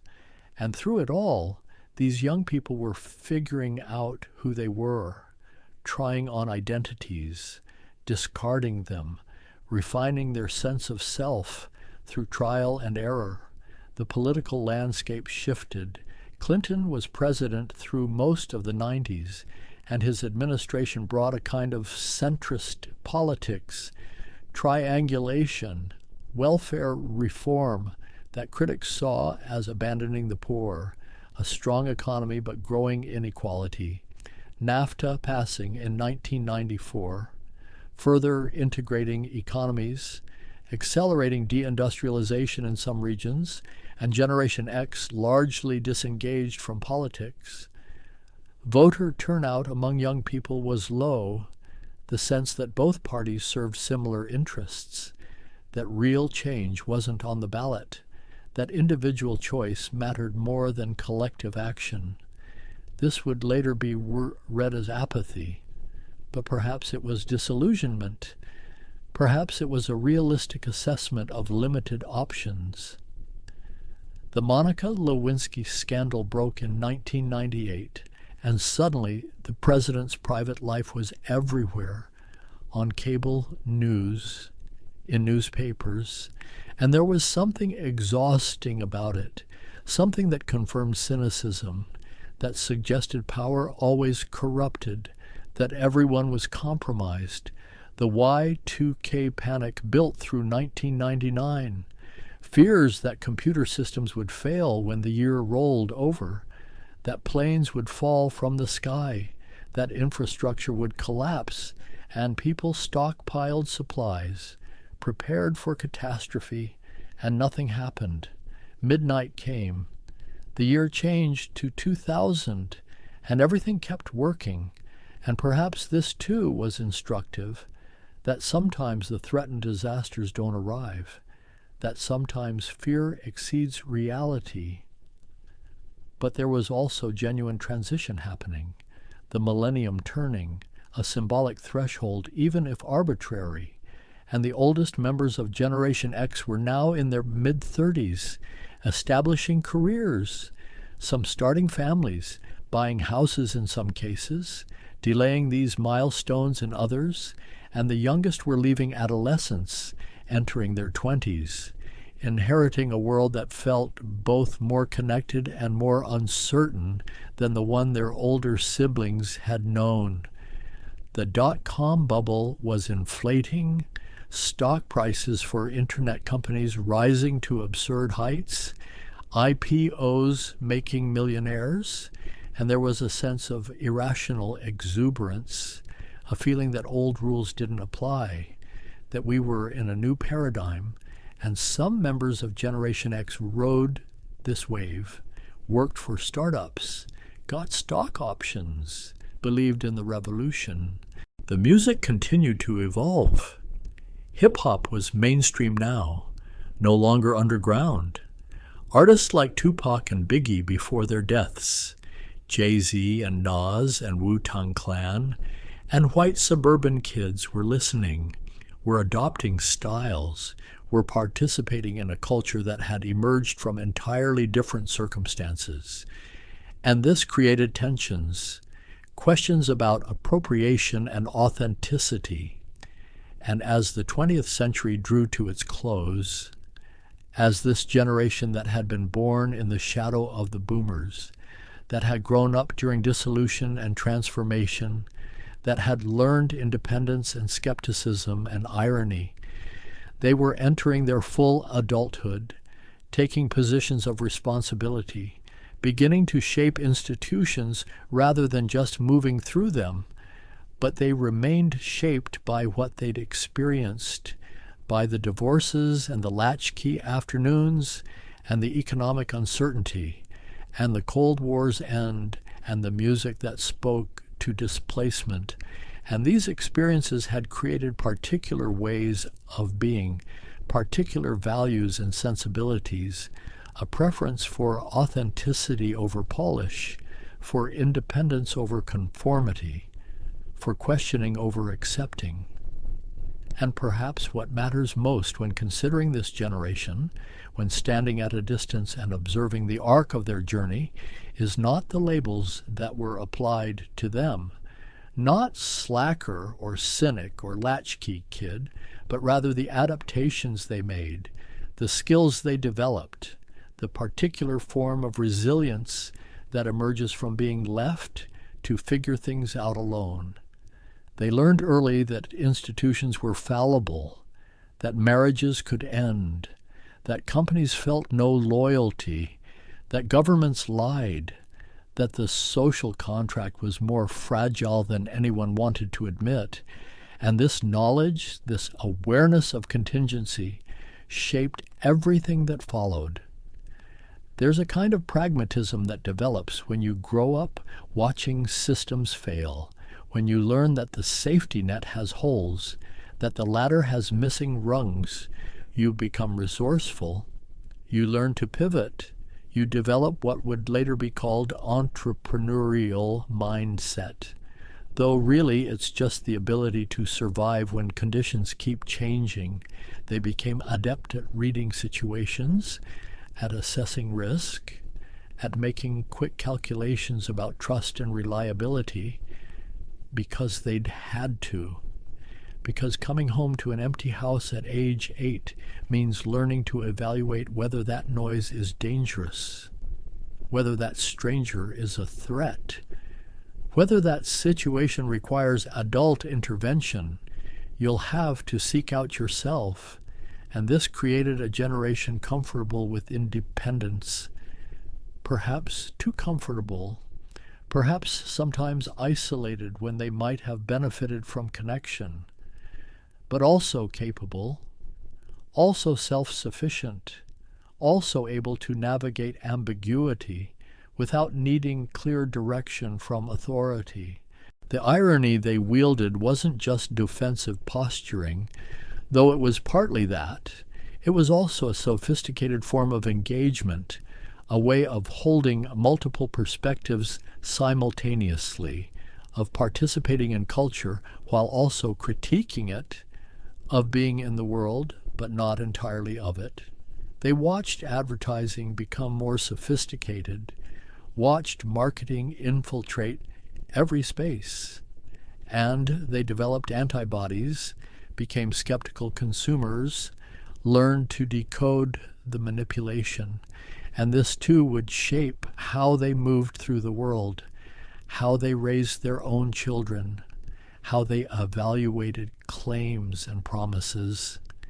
The media literacy they developed, growing up with MTV and cable news and the early internet, served them when information became overwhelming, when everyone had a platform, when truth became contested.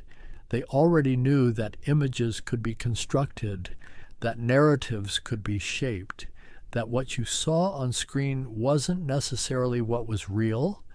Their relationship with technology remained complex. Those who'd grown up with analog and then witnessed digital transformation, who remembered life before the internet, but adapted to life with it. They became translators, able to move between worlds, to explain to older generations while also understanding younger ones.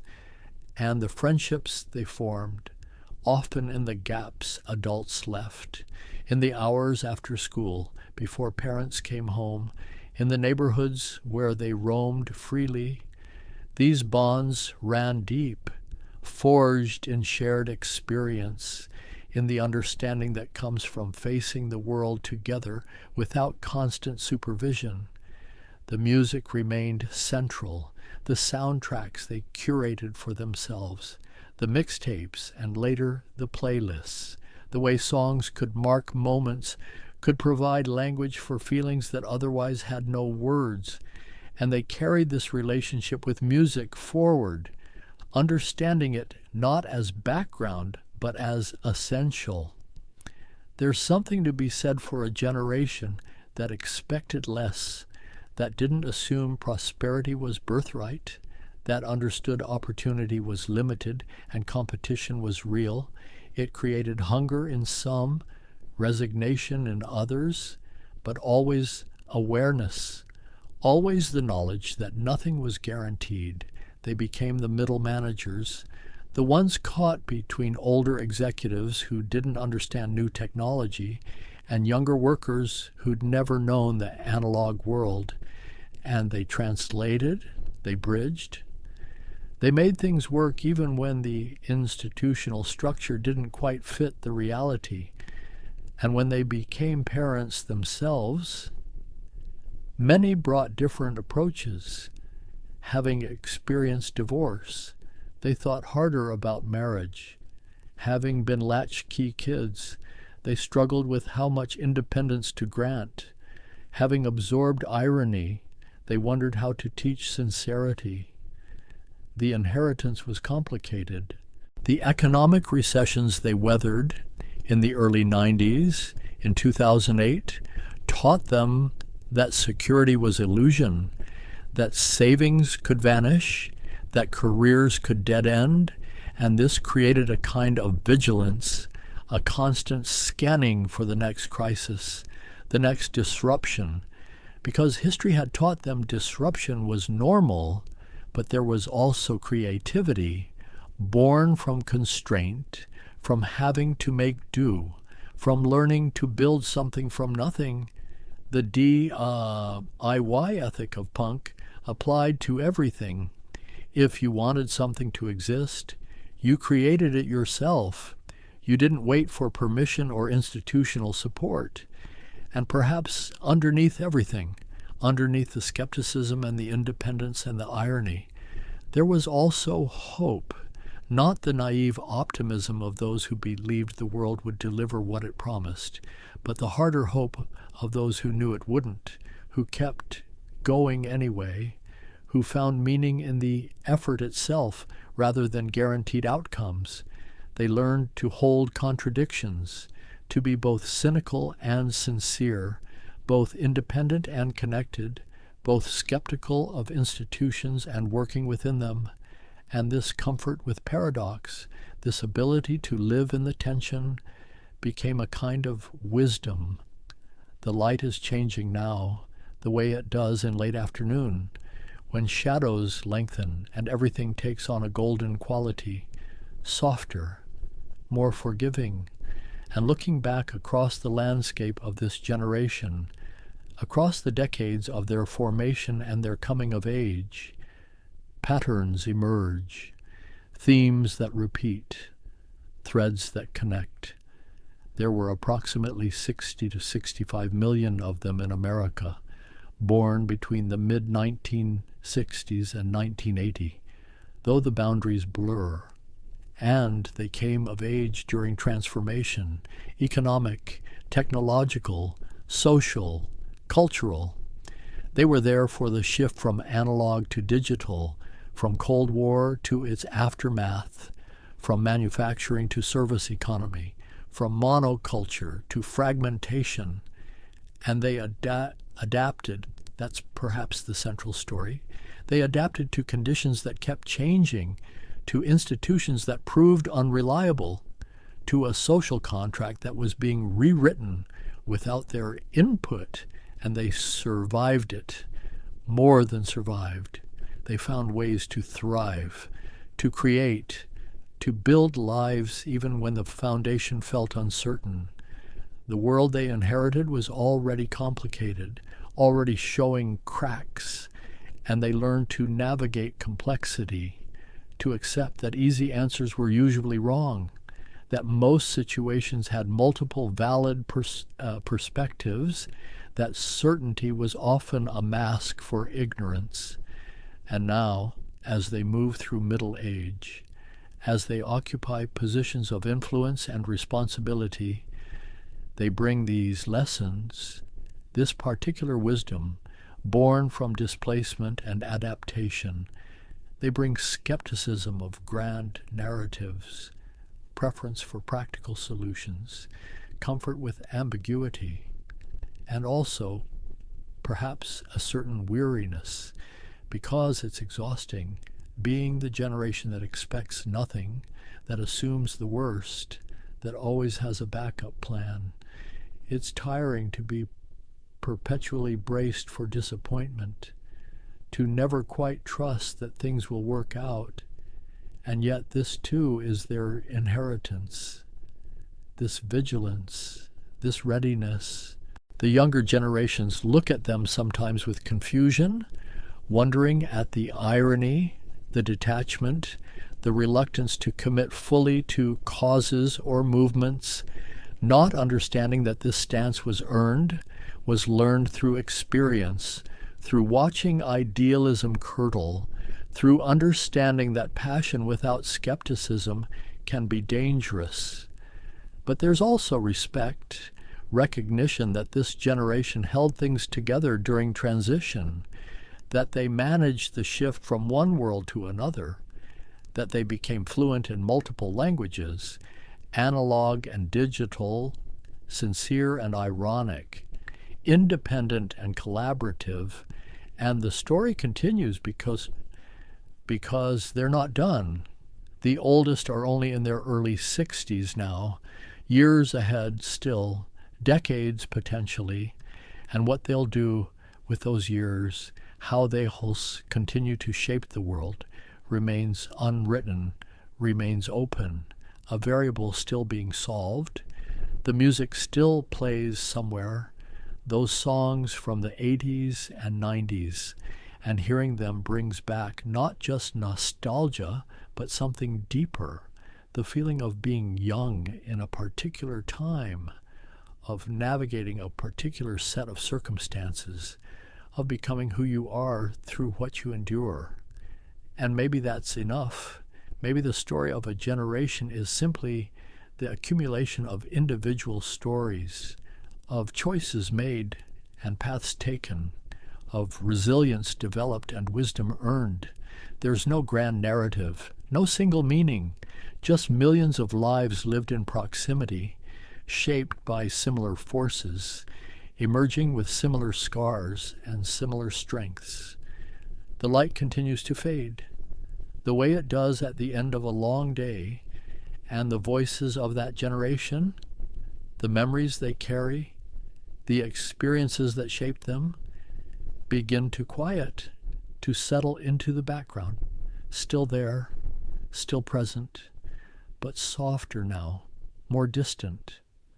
They learn to be comfortable in the quiet, those children who came home to empty houses, who entertained themselves, who figured things out alone, and perhaps that comfort remains, that ability to sit with silence, to not need constant stimulation or validation, to simply be, and in the dimming light, in the space between what was and what will be, their story rests, not finished, never finished while lives continue, but paused for now, held in this moment of reflection, of gentle consideration, of allowing the complexity to simply exist without needing to resolve into simple conclusions.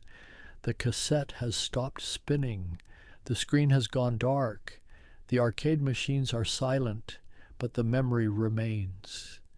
The impression left, the shape of a generation carved by circumstance, formed by experience, made by the particular alchemy of time and place and chance, and the night comes softly, as it always does, bringing rest, bringing quiet, bringing the kind of peace that comes not from resolution, but from acceptance, from understanding that some stories don't have endings.